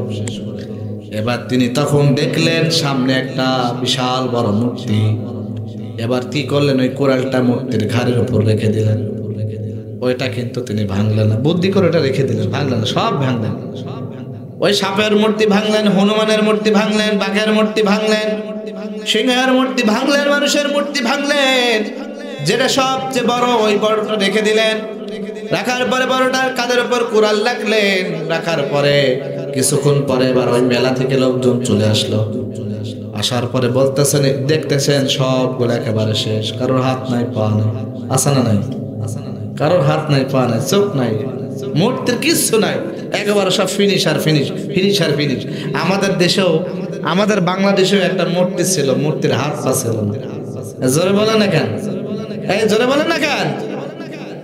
আমাদের দেশে মূর্তি ছিল, এই ভদ্রলোক সাহেবের মূর্তির হাত একটা নদীতে পাওয়া যায়, পা একটা নদীতে পাওয়া যায়। আমাদের কুষ্টিয়ার যেটা সবচেয়ে বিতর্কিত হয়েছিল, মামুনুল হককে অ্যারেস্ট করা হয়েছিল, জানেন তো? আমাদের কুষ্টিয়ার একটা মূর্তি ছিল, বিশাল মূর্তি। ওটাকে কে বা কারা ভেঙেছিল রাতের আধারে। পরে সারা দেশব্যাপী মিছিল, মিটিং হলো, আন্দোলন হলো। মাদ্রাসার কয়েকজন ছাত্রকে গ্রেপ্তার করলো, মামুনুল হক সাহেবকে গ্রেপ্তার করলো। তারপরেই কিন্তু সেখানে প্রতি 3টা মানে স্টেপ করে ভাগ করে কয়েকজন করে পুলিশকে পাহারা দিত, কয়েকজন পুলিশ পাহারা দিত। কুষ্টিয়ার একেবারে প্রাণ কেন্দ্র ছিল। 5 আগস্টের পরে দেখলাম ভদ্রলোকের সাহেবের হাত নাই, হাত মজমপুর গেটে। পা দেখলাম গড়াই নদীর তীরে পড়ে আসে, মাথাটা আর নাই, খুঁজে পাওয়া যায় না, খুঁজে আর পাওয়া যায় না। কোথায় যে ভদ্রলোকের মাথার খুঁজে পাওয়া যায় না, দেহটা শুধু পড়ে আছে, দেহটা একেবারে পড়ে আসে, 60 পাট হয়ে পড়ে। এবার লোক দেখলেন সব মূর্তিগুলো একেবারে ফিনিশ, হাত নাই, পা নাই, মাথা নাই, একেবারে ভাঙতে ভাঙতে শেষ করে দিলেন, কিচ্ছু নাই, একটা বড় আছে। এবার লোকজন বলতেছেন, ইব্রাহিম এই মূর্তিগুলো ভাঙলো কে? ইব্রাহিম পয়গম্বর বলে, আমি কিচ্ছু জানি না। তো বলে কে জানে? বলে সব জানে, তোদের এই বড় রাম বাবু, এই যে বড়টা আছে, বলতেছেন আমি কিচ্ছু জানি না, সব জানে তোদের এই বড় রাম বাবু, ওই মনে করছে। এবার লোকজন বলে, ইব্রাহিম ও তো কথাই বলতে পারে না, এবার ইব্রাহিম পয়গম্বর বলে, ও যদি কথা না বলতে পারে তাহলে ওর তোরা সিজদা করিস কেন, ওর তোরা ভগবান মানিস কেন, ওর তোরা ইবাদত করিস কেন, যে কথাই বলতে না পারে। এবার লোকজন বলো না ইব্রাহিম বুঝেছে তুমি ভেঙেছো। এবার সব লোকজন গুলো ইব্রাহিম পয়গম্বরকে অ্যাটাক করলো, আক্রমণ করলো, অ্যারেস্ট করলো, হাত পা বেঁধে ফেললো। বললেন চলো আমরা নমরুদের কাছে নিয়ে যাই, আমাদের প্রভু বাদশাহ নমরুদের কাছে আমরা চলো নিয়ে যাই। তাফসীরে ফি জালালিল কোরআনে বর্ণনায় এবার সব লোকজন নমরুদের কাছে নিয়ে গেলেন। নমরুদ বলছে ইব্রাহিম, ও ইব্রাহিম আমি ছাড়া আর কেউ রব আছে নাকি আমি তো জানি না। ও ইব্রাহিম তুমি একটা নতুন রবের আবিষ্কার ঘটালা। এখন বলেন ইব্রাহিম পয়গম্বর যে রবের আবিষ্কার ঘটালো ও কি নতুন কোন রব নাকি? জোরে বলতে হবে, সবাই বলতে হবে। না না সবাই বলেন ভাই, ওই রব কিন্তু নতুন রব নয়। এবার তখন নমরুদ বলতেছে ইব্রাহিম তুমি যে নতুন রবের সন্ধান দিতেছো, আমারে তুমি রব মানো না, প্রভু মানো না, সে রবের তুমি কথা বলতেছো, সেই রবটাকে আল্লাহর কোরআন থেকে বলতেছে। ইব্রাহিম পয়গম্বর বললেন রব্বি আল্লাযী ইউহয়ী ওয়া ইউমীত, আমার সেই রব আল্লাহ যিনি মানুষকে জীবন দান করেন আবার মানুষকে কিন্তু মৃত্যু ঘটান। এবার নমরুদ বলতেছে আনা উহয়ী ওয়া উমীত, আমি মানুষকে জীবন দান করি আবার আমি কি মানুষকে কিন্তু মৃত্যু ঘটাই। নাউযুবিল্লাহ বলেন একটু। এবার ইব্রাহিম পয়গম্বর বলতেছে না না তুমি মানুষকে জীবন দান করতে পারো না, মৃত্যু দিতে পারো না। নমরুদ বলে না আনা উহয়ী ওয়া উমীত, আমি মানুষকে জীবন দান করি আবার আমি মানুষকে মৃত্যু ঘটাই। এবার নমরুদ তার রক্ষী বাহিনীকে বলল যাও জেলখানা থেকে দুজন ফাঁসির আসামিকে নিয়ে আসা হলো। নিয়ে আসার পরে এবার নমরুদ একজনের কাঁধে হাত দিলেন, ছোর নিলেন, হিজ্জা করে পেটের মধ্যে ঢুকাই দিলেন। এবার লোকটার পেট থেকে ফিনকি দিয়ে রক্তগুলো বের হয়। লোকটা ছটফট করতে করতে জমিনে ছিটে পড়ে। লোকটা সঙ্গে সঙ্গে দুনিয়ার মায়া ত্যাগ করে মরে যায়। আবার দ্বিতীয় জন ছিল নমরুদ, তার কাঁধে হাত দিলেন, ছুরি নিলেন, নেওয়ার পরে হিজ্জা করে ঢোকাবেন। ইন দ্য স্টপ থেমে গেলেন। ইন দ্য স্টপ থেমে গেলেন। থেমে যাওয়ার পরে নমরুদ মারলেন না, বললেন ইব্রাহিম আমি প্রথমটাকে মৃত্যু ঘটালাম, আমি দ্বিতীয়টাকে জীবন দান করলাম। আনা উহয়ী ওয়া উমীত, আমি কিন্তু মানুষকে জীবন দান করি আবার আমি কিন্তু মানুষকে মৃত্যু ঘটাই। ইব্রাহিম পয়গম্বর বলে নমরুদ আচ্ছা ঠিক আছে, তাহলে আবার শোন আমার রবের গুণাবলী কি। তাফসীরে ফি জালালিল কোরআনে বর্ণনায় আল্লাহ বললেন ফাইন্নাল্লাহা ইয়াতি বিশ-শামসি মিনাল মাশরিকি ফাআতি বিহা মিনাল মাগরিবি ফাবুহিতাল্লাযী কাফার। তখন ইব্রাহিম পয়গম্বর বললেন নমরুদ আমার সেই রব আল্লাহ যিনি সূর্যকে পূর্ব দিকে উদিত করেন এবং পশ্চিম দিকে অস্তমিত করেন। ও নমরুদ তুমি যদি রব হও, তুমি যদি খোদা হও, ওই সূর্যকে তুমি আবার পশ্চিম দিকে উদিত করো, পূর্ব দিকে অস্তমিত করো। এখন বলেন নমরুদের কি বাবার ক্ষমতা আছে? নাই। দাদার মানে এই ক্ষমতা আছে? দাদারও নাই। তার মানে নমরুদের নাই, নমরুদের বাবার নাই, নমরুদের দাদার নাই। নমরুদ এবার বুঝতে পারলো না, না পারবো না, তর্কে পারবো না। জালিমরা তর্কে না পারলে সরাসরি অ্যাটাক বলে। এই কথা বলেন এখন। জালিমরা যখন যুক্তি দিয়ে পারে না তখন সরাসরি অ্যাটাক করে। তাফসীর কারকদের মতে এবার তখন নমরুদ বলল হাররিকু, যাও ওরে বাঁধো, ওরে ধরে আগুনের মধ্যে নিক্ষেপ করো। তাফসীর ইবনে কাসিরের বর্ণনায়, তাফসীরে ফি জালালিল কোরআনের বর্ণনায়, তাফসীরে তাবারির বর্ণনায় এবার ইব্রাহিম পয়গম্বরকে আগুনের মধ্যে ফেলে দেওয়া হলো। এমন সময় আল্লাহ তাআলা বললেন জিব্রাইল যাও দুনিয়ার মধ্যে যাও, জিব্রাইল যাও দুনিয়ার মধ্যে যাও। যাওয়ার পরে আগে আমার ইব্রাহিমকে তুমি বাঁচাও। আল্লাহু আকবার বলেন না। এবার জিব্রাইল আলাইহিস সালাম আসলেন, আসার পরে বলতেছেন নবী, ও নবী আমি খুব দ্রুত বেগে এসেছি। বলে কেন? নবী আমাকে বাঁচানোর জন্য। আল্লাহ নবী ইব্রাহিম পয়গম্বর বলে জিব্রাইল তোমাকে পেয়ে কে পাঠিয়েছে?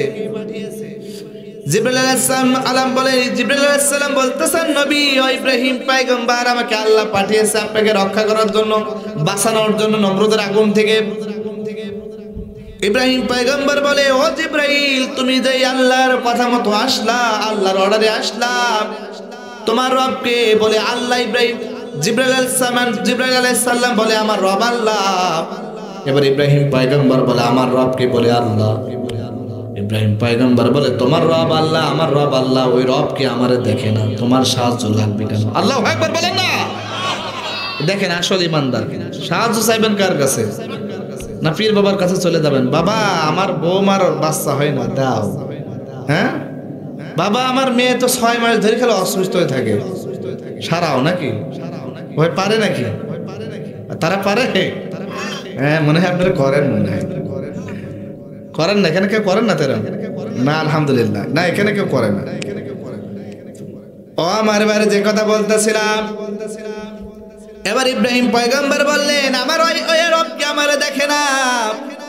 তখন আল্লাহ রাব্বুল আলামিন তাফসীরে তাবারীর বর্ণনায় আল্লাহ রাব্বুল আলামিন আগুনকে অর্ডার করলেন, কুলনা ইয়া নারু কুনি বারদাও ওয়া সালামান আলা ইব্রাহিম। আল্লাহ আগুনকে অর্ডার করলেন, ও আগুন, তুমি আমার ইব্রাহিমের জন্য শীতল এবং নাতিশীতোষ্ণ হয়ে যাও।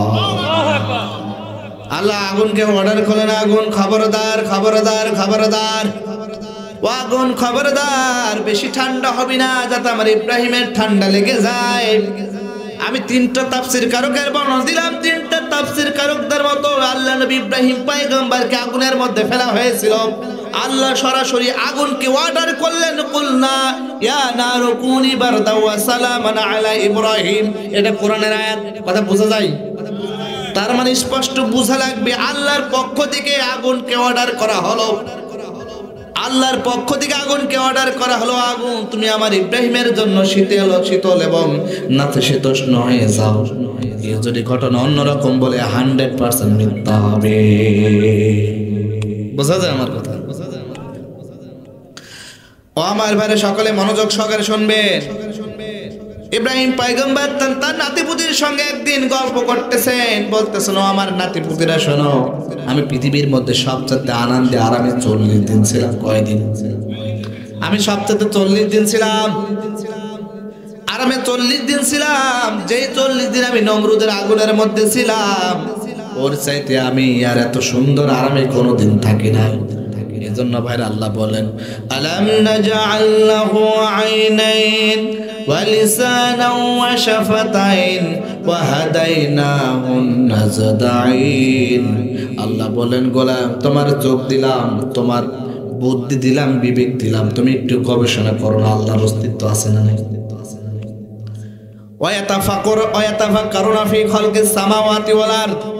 তুমি আসমান জমিনের দিকে তাকাও, যেমন ইব্রাহিম পয়গম্বর তাকালো, একক সৃষ্টিকর্তার সন্ধান পেল। এমন করে তুমি চিন্তা ভাবনা গবেষণা করে কিন্তু আল্লাহর সৃষ্টির অস্তিত্ব তুমি পাবা না, পাওয়া যাবে না। আল্লাহর নিজের কথা যে চিন্তা ভাবনা করো, গবেষণা করে দেখো, আল্লাহর তুমি পেয়ে যাবা, আল্লাহ তুমি পেয়ে যাবা। ও আমার ভাই, লোকমান পয়গম্বর তার সন্তানকে 1 নম্বর উপদেশ দিলেন, ও আমার সন্তান, লা তুশরিক বিল্লাহ, আমার সন্তান খবরদার, খবরদার শিরক করবি না। ইন্না শিরকা লা যুলমুন আযীম, নিশ্চয় শিরক সবচেয়ে বড় জুলুম। 1 নম্বর উপদেশ দিলেন, সন্তান শিরক করা যাবে না। লোকমান পয়গম্বর তার সন্তানকে আবার কাছে ডাকলেন, মহব্বত করে বলতেছেন, ও ওয়াসাইনাল ইনসানা বিওয়ালিদাইহি। আল্লাহু আকবার বলেন না। এবার আসুন আপনাদের কথা বলি। লোকমান পয়গম্বর তার সন্তানকে বলতেছেন, সন্তান, ও আমার সন্তান, আমি তোমার বাবা, তোমার মা, আমি তোমার বাবা, তোমার মা, এজন্য বাবা মার সঙ্গে সুন্দর আচরণের দরকার আছে না নাই? লোকমান পয়গম্বর বলতেছেন, আমার সন্তান, তুমি বাবা মার সঙ্গে একটু ভালো ব্যবহার করবা, কারণ আমি তোমার বাবা, তোমার মা। এই বাবা মার সঙ্গে কিন্তু সুন্দর আচরণ করা লাগবে নির্দিষ্ট কাজ। যদি বলেন না নির্দিষ্ট কাজ। তাফসীর ফি জিলালি কোরআন বর্ণনায় আল্লাহ রাব্বুল আমিন বলেন, ওয়া ক্বাদা রাব্বুকা আল্লা তা'বুদু ইল্লা ইয়্যাহু ওয়া বিল ওয়ালিদাইনি ইহসানা। আল্লাহ বলেন, আল্লাহ মানুষকে দুইটা ডিসিশন দিলেন। কয়টা ডিসিশন? জোরে বলেন না। দুই একজন কথা বলছেন না কেন? কয়টা ডিসিশন? আল্লাহ বলতেছেন, আল্লাহ তা'বুদু ইল্লা ইয়্যা। এক নম্বর ইবাদত করবা কার? এক নম্বর ইবাদত করবা আল্লাহ। রবিল ওয়ালিদাইনি ইহসানা। দুই নাম্বার পিতামাতার প্রতি সদয় হবা, পিতামাতার খেদমত করবা, পিতামাতার সঙ্গে সুন্দর আচরণ করবা, পিতামাতার প্রতি ইহসান করবা। এই নির্দেশটা দিলেন কিন্তু আল্লাহ নির্দেশ দিয়ে দিলেন। ও আমার ভাই, ইহসান বলতে কি? তাফসিরে তাবারি বর্ণনা ইহসানটা কি আল্লাহ তাআলা সেটা বর্ণনা করেছেন। ইম্মা ইয়াবলুগান্না ইনদাকাল কিবারা আহাদুহুমা আও কিলাহুমা ফালা তাকুল লাহুমা উফফি ওয়ালা তানহারহুমা ওয়াকুল লাহুমা কাওলান কারীমা। আল্লাহু আকবার বলেন না। আল্লাহ রাব্বুল আলামিন বলেন, ইম্মা ইয়াবলুগান্না ইনদাকাল কিবারা আহাদুহুমা। আল্লাহ বলেন ও গোলাম, যখন তুমি ছোট্ট অবস্থায় ছিলে ওই বাবা মা তোমার সঙ্গে কিন্তু উত্তম আচরণ করেছে, তোমার প্রতি সদয় ছিল, তোমার প্রতি বিরূপ ছিল না, তোমার প্রতি তিনি বিরক্ত বোধ করে নাই। তুমি যখন এই শীতের রাতে প্রস্রাব করে দিতে, বাবা মা কোনোদিন বিরক্ত বোধ করেছে? আপনাদের বাবা মা করেছেন না তো কথা বললেন না যে? বাবা মা কি কোনোদিন বিরক্ত বোধ করেছে? তার মানে বাবা মা কোনোদিন বিরক্ত বোধ করে নাই। আল্লাহ বলেন, ইম্মা ইয়াবলুগান্না ইনদাকাল কিবারা আহাদুহুমা। তোমার বাবা মা যদি বৃদ্ধা অবস্থায় যদি একজনকে তুমি পেয়ে যাও, ওই বাবা মার কিন্তু খেদমতের দরকার আছে না নাই? ফালা তাকুল লাহুমা উফ, খবরদার উফ পর্যন্ত শব্দ করবে না। নির্দেশটা কার? ফালা তাকুল লাহুমা উফ, খবরদার উফ পর্যন্ত শব্দ করবি না, উফ পর্যন্ত শব্দ করবি না। ওয়ালা তানহারহুমা, ওই বাবা মারে ধমক দিবি না। অকুল লাহুমা, বাবা মারে বুড়া বলে কিন্তু ডাকা যাবে না, সম্মান দিয়ে ডাকতে হবে। অকুল লাহুমা কাওলান কারীমা, ওই বাবা মারে কিন্তু সম্মান করে ডাকতে হবে। আল্লাহু আকবার বলেন না। আবার আল্লাহ বলেন কি ইহসানের ব্যাখ্যায়, أخفض لهما جناح الذل من الرحمة وقل رب ارحمهما كما ربياني صغيرا। আল্লাহ বলেন, أخفض لهما جناح الذل। ওই বাবা মা যখন, তোমার বাবা মা যখন বৃদ্ধ হয়ে যায়, তাদের সঙ্গে বিনয় আচরণ করবা, সুন্দর আচরণ করবা। মিনার রহমা, এবং বাবা মার জন্য দোয়া করবা, বাবা মার জন্য দোয়া করবা মৃত্যুর আগে এবং মৃত্যুর পরে, মৃত্যুর আগে। ওয়াকুর রব্বির হামহুমা কামা রব্বায়ানি সগীরা। আল্লাহর নবী বললেন, এই দোয়া করে যদি কেউ বাবা মার জন্য দোয়া করে, সন্তান চোখের পানি ছেড়ে কাঁদে, আল্লাহ তাআলা ওই চোখের পানি কিন্তু ফিরাইয়া দেয় না। তার মানে এই দোয়া কিন্তু আল্লাহ ফিরাইয়া দেয় না, এই দোয়া ফিরাইয়া দেয় না। ও আমার ভাই, আল্লাহর নবী বললেন, ওই মা তোমার জন্য জান্নাত, ওই মা তোমার জন্য জাহান্নাম, ওই মা তোমার জন্য জান্নাত, ওই বাবা তোমার জন্য জান্নাত, ওই বাবা তোমার জন্য জান্নাত, ওই বাবা তোমার জন্য জাহান্নাম। আল্লাহর নবী বললেন, রিদার রব্বি ফি রিদাল ওয়ালিদাইন। এই বাবা মা তোমার প্রতি যদি নাখুশ হয়ে যায়, ওই আসমানের রব তোমার প্রতি নাখুশ হয়ে যায়। আল্লাহর নবী বললেন, আল জান্নাতু তাহতা আকদামিল উম্মাহা। ওই মায়ের পায়ের নিচে তোমার জান্নাত। এজন্য মায়ের খেদমত করার দরকার আছে না নাই? ওগো মা, তুমি এই ধরনের শ্রেষ্ঠ নিয়ামত, তোমার পদতলে রয়েছে জান্নাত। ওগো মা, তুমি এই ধরনের শ্রেষ্ঠ নিয়ামত, তোমার পদতলে রয়েছে জান্নাত। আল্লাহু আকবার বলেন না। এজন্য ভাইরা, আল্লাহ নবী বলেন, ওই মায়ের পায়ে তোমার নিচে তোমার জান্নাত। একজন সাহাবা বলে, ইয়া রাসূলুল্লাহ, পৃথিবীর মধ্যে সবচেয়ে সম্মানিত কে? আল্লাহ নবী বললেন, তোমার মা। তারপর বললেন, ইয়া রাসূলুল্লাহ, তারপরে কে? আল্লাহ নবী বললেন, তোমার মা। সাহাবা বলে, ইয়া রাসূলুল্লাহ, তারপর কি? আল্লাহ নবী বললেন, তোমার মা। সাহাবা বললেন ইয়া রাসূলুল্লাহ তারপর কে? আল্লাহ নবী বললেন তোমার বাবা। মা কয়বার? জোরে বল। বাবা কয়বার? তাহলে 3 বার পুরস্কার পাইলেন কি? বাবা কয়বার পাইলেন? গোল্ড মেডেল পুরস্কার পেলেন কি? Silver medal? হ্যাঁ মা। সিলভার মেডেল কে পেলেন? ব্রোঞ্জ মেডেল, সান্ত্বনা পুরস্কার বাবা। চিন্তা করছেন? সান্ত্বনা পুরস্কার বাবা পাইলেন। এজন্য ভাইয়ের এই মা বাবার সঙ্গে সুন্দর আচরণ করা লাগবে। এখন যদি কেউ উঠে যান, আমি মনে করব সেই ব্যক্তি মা বাবার সঙ্গে কোনোদিন ভালো আচরণ করে নাই। এখন থেকে কেউ যদি উঠে যায়, আমি মনে করব সেই মা বাবার সঙ্গে ভালো আচরণ করে নাই। আপনি যা মনে করে করেন। আপনি কোরআনের কথা শুনবেন আর উঠবেন কেন? ওঠা যাবে? এখানে প্রতিদিন মাহফিল হবে নাকি? জোরে বলেন না কেন? একদিন মাহফিল হবে আর আপনি চলে যাবেন, শুনবেন না। ও আমার বারে যে কথা বলতেছিলাম, একজন সাহাবা বলে ইয়া রাসূলুল্লাহ আইয়ুল আমালুল আফদাল, ও নবী পৃথিবীর মধ্যে সবচেয়ে উত্তম আমল কি? আল্লাহ নবী বললেন as-salatu fi waqtiha, ওয়াক্ত মতো নামাজ পড়া। সাহাবা বলেন ইয়া রাসূলুল্লাহ তারপর কি? আল্লাহ নবী বললেন বিরুল ওয়ালিদাইন, ওই পিতা মাতার প্রতি ইহসান করবা, সদয় হবা। আল্লাহ নবী বললেন 3 নম্বর আল জিহাদু ফি সাবিলিল্লাহ, 3 নম্বর হচ্ছে জিহাদ ফি সাবিলিল্লাহ। তার মানে পৃথিবীর মধ্যে এই 3টা আমল সবচেয়ে শ্রেষ্ঠ আমল। এই 3টা আমল কিন্তু শ্রেষ্ঠ পৃথিবীর মধ্যে। আল্লাহ নবী বললেন ওই মা যদি তোমার প্রতি নাখুশ হয়ে যায়, মা যদি বদ্ধ দিয়ে যায়, তোমার মৃত্যুখানা হেদায়েত শূন্য হয়ে যায়, তোমার মৃত্যুর সময় কালিমার জবান দিয়ে কালিমা বের হবে না। তোমার বাবা মা যদি তোমার প্রতি অসন্তুষ্ট হয়ে যায়, তোমার জবান দিয়ে কালিমা বের হবে না। তাফসীর ইবনে কাসিরের বর্ণনায় আমি একটা एग्जांपल দেব, লক্ষ্য করে শুনবেন, মনোযোগ আছে না গেছে? ঠিক আছে, দেখি কেমন তাকবীর দেন। হাত তোলে, 2 হাত তোলে, লিল্লাহি তাকবীর, লিল্লাহি তাকবীর। একটু শয়তানকে আমরা হেলিকপ্টার দিয়ে পাঠিয়ে দেব, রাজি আছেন? একটু ঝাঁকি মারবেন, 2 হাত। হ্যাঁ, লিল্লাহি তাকবীর, হ্যাঁ লিল্লাহি তাকবীর, লিল্লাহি তাকবীর। হ্যাঁ, এবার হেলিকপ্টার না হলে ছুটতে ছুটতে বেনাপোল দিয়ে চলে যাবে ইনশাআল্লাহ। ও আমার বারে যে কথা বলতেছিলাম,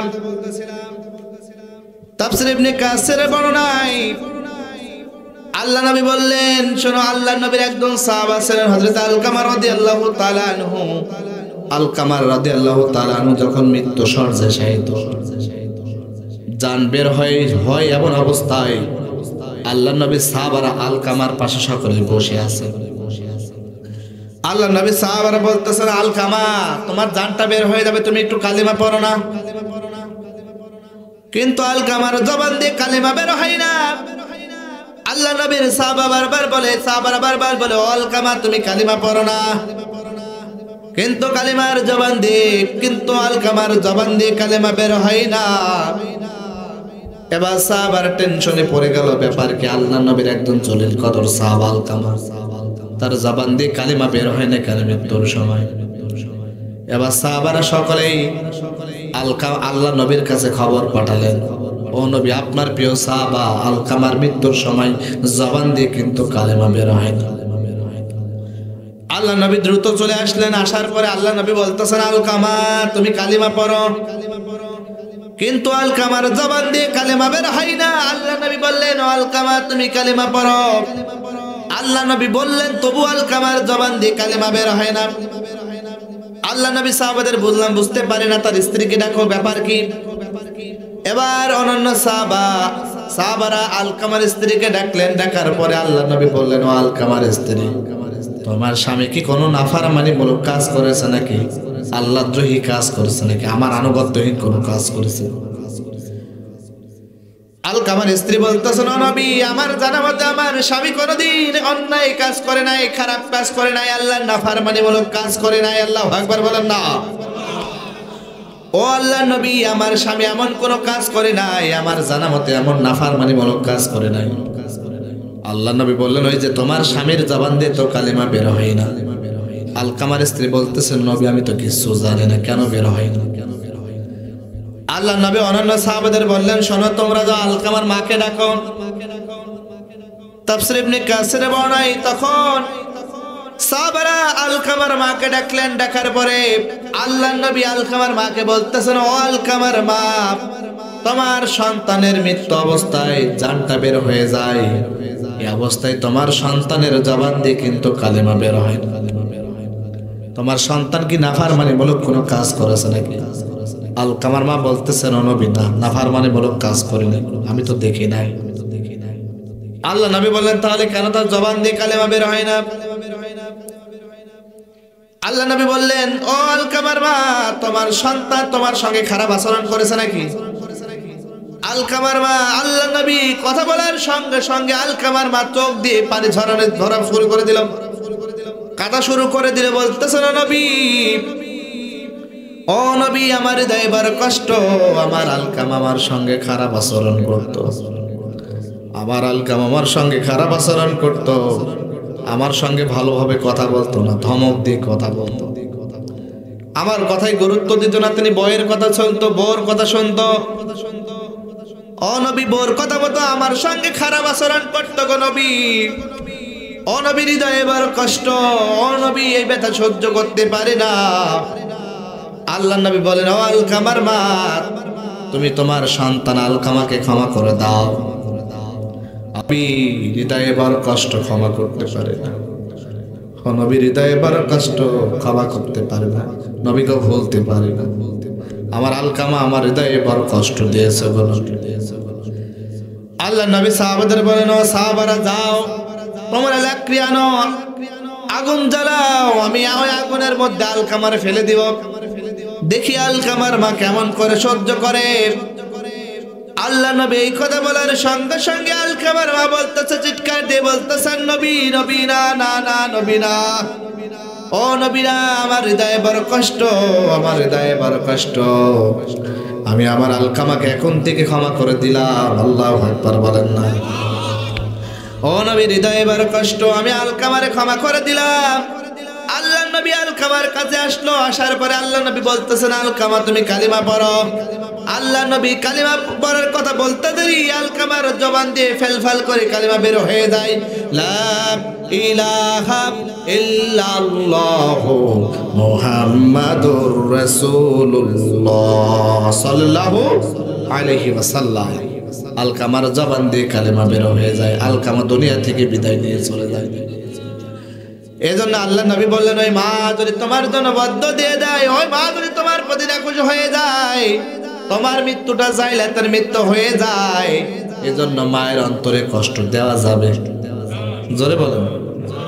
মেডিকেল সায়েন্সের কথা শুনেন ভাই, একজন সায়েন্সের স্টুডেন্ট, একজন ভালো, একজন জ্ঞানী মানুষ। আমি একটা কথা বলি, উদাহরণ দিই, সবাই লক্ষ্য করে শুনবেন। মেডিকেল সায়েন্সের যে কথা, একটা মানুষ সর্বোচ্চ 45 ইউনিট পর্যন্ত ব্যথা সহ্য করতে পারে। কত ইউনিট? জোরে বলেন না। আমার কথা মানে আপনারা বুঝতে পারেন নাই, পারছেন? একটা মানুষ, আপনি অ্যাজ এ ম্যান, একজন মানুষ হিসাবে আপনার 45 ইউনিটের বেশি আপনি এই ব্যথাও সহ্য করতে পারবেন না।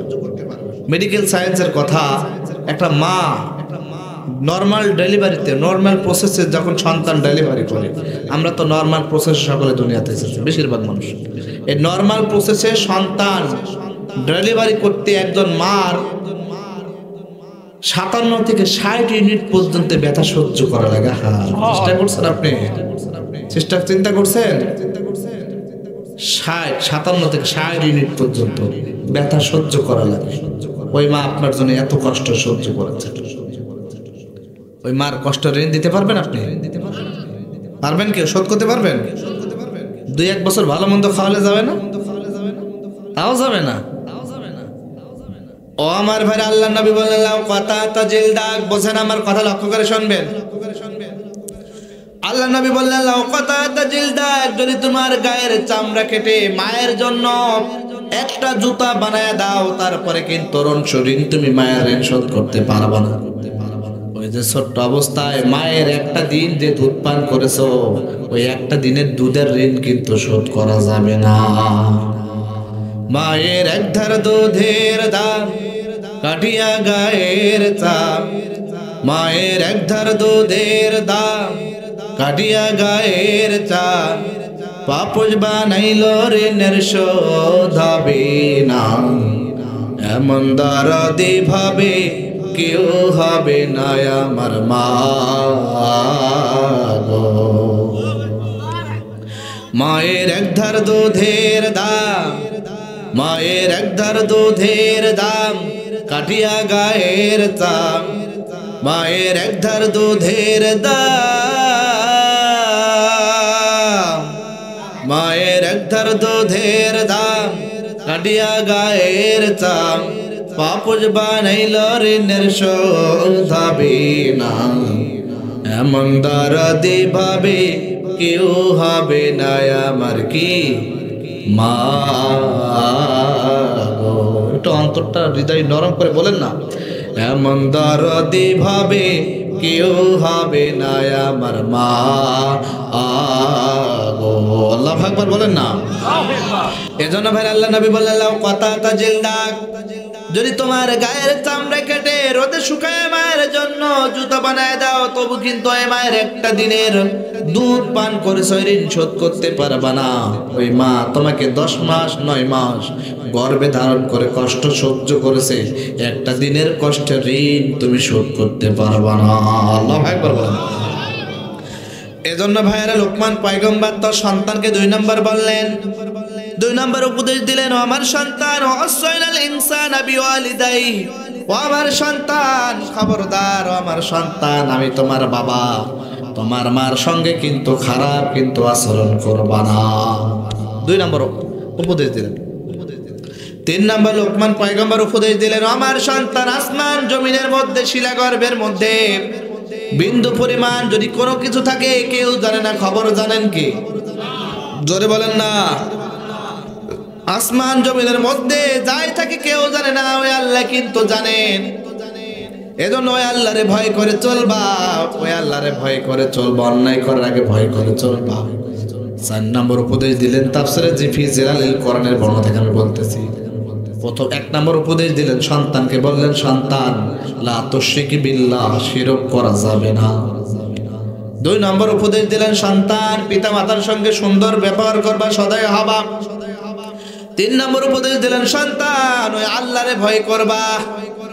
4 নম্বর উপদেশ দিলেন তার সন্তানকে, 4 নম্বর উপদেশ দিলেন ইয়া বুনাইয়া আকিমিস সালাতা ওয়া'মুর বিল মা'রুফি ওয়া নাহা আনিল মুনকার ওয়াসবির আলা মা আসাবাক ইন্না যালিকা মিন আযমিল উমুর।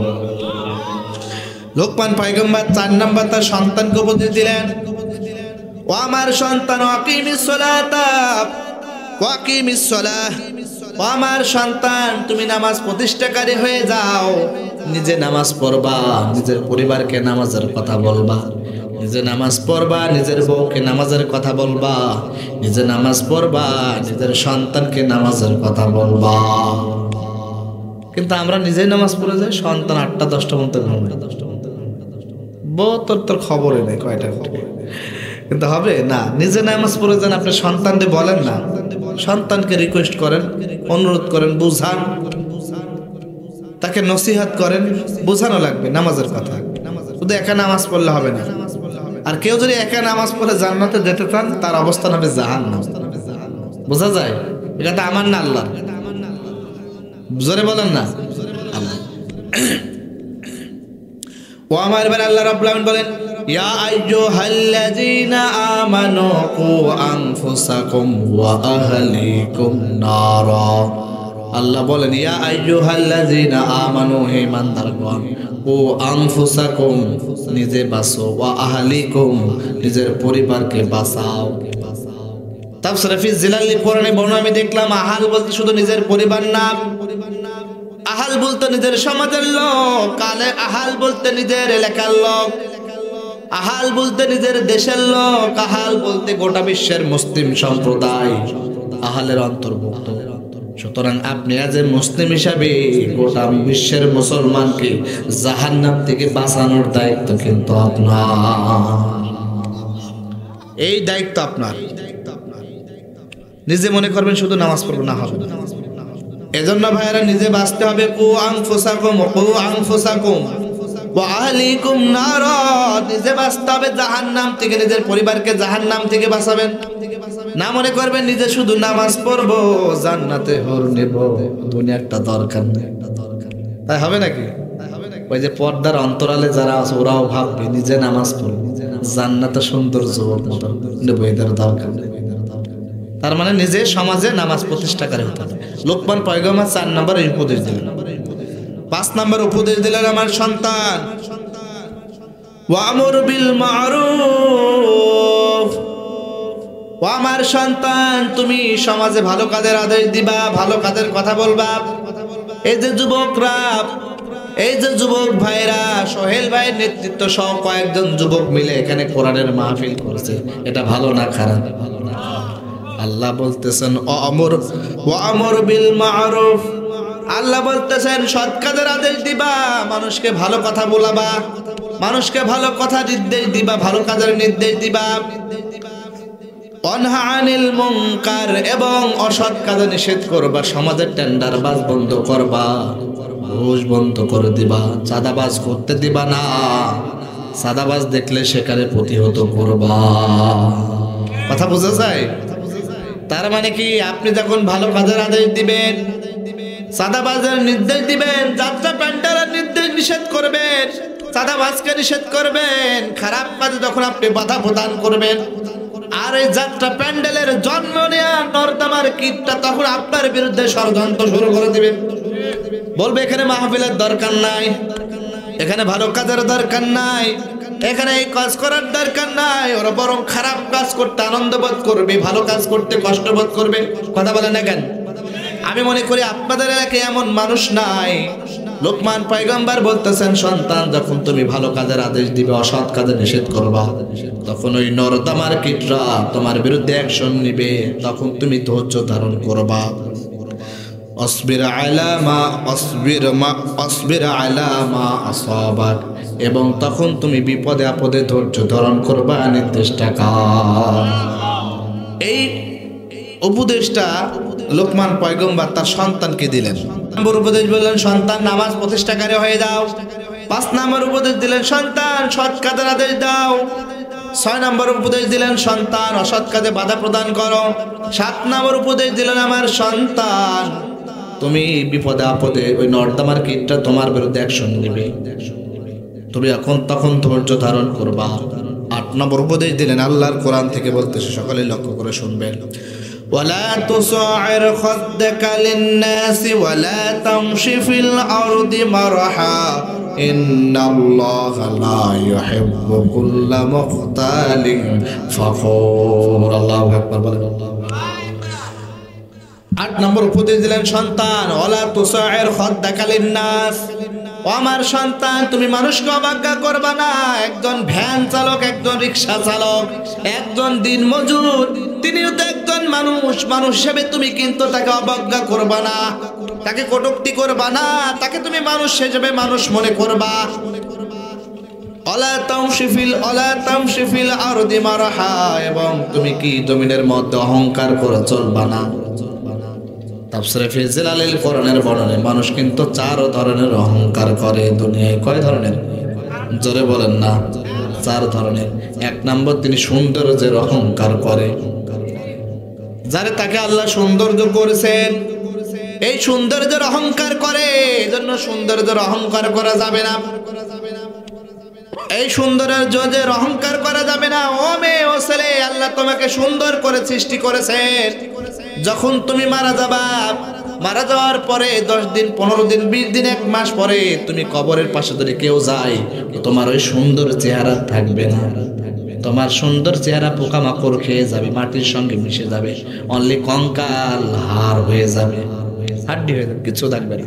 এজন্য অহংকার করার দরকার নেই। 1 নম্বর মানুষ সৌন্দর্যের অহংকার করে। 2 নম্বর মানুষ অর্থ সম্পদের অহংকার করে। 3 নম্বর মানুষ শক্তির অহংকার করে। 4 নম্বর মানুষ ক্ষমতার অহংকার করে। এই চারটা অহংকার মানুষ করে, এই জন্য অহংকার থেকে দূরে থাকা লাগবে। লোকমান পয়গম্বর তার সন্তানকে বলতেছেন, সন্তান ওয়ালা তুসাইর খাদ্দাকা লিন্নাস ওয়ালা তামশি ফিল আরদি মারহা, আমার সন্তান জমিনের মধ্যে কিন্তু অহংকার করে চলবা না। তোমার টাকা হয়েছে তো কি হয়েছে, অহংকার করে চলবা না। এবং 10 নম্বর সন্তানকে উপদেশ দিলেন, সন্তান অকসিদ ফি মাশইকা ওয়াগদুদ মিন সাউতিক, ও সন্তান তুমি চলাফেরা করবা নম্রভাবে চলাফেরা করবা, যখন কথা বলবা বিনয়ের সঙ্গে কথা বলবা, ভদ্রভাবে কথা বলবা।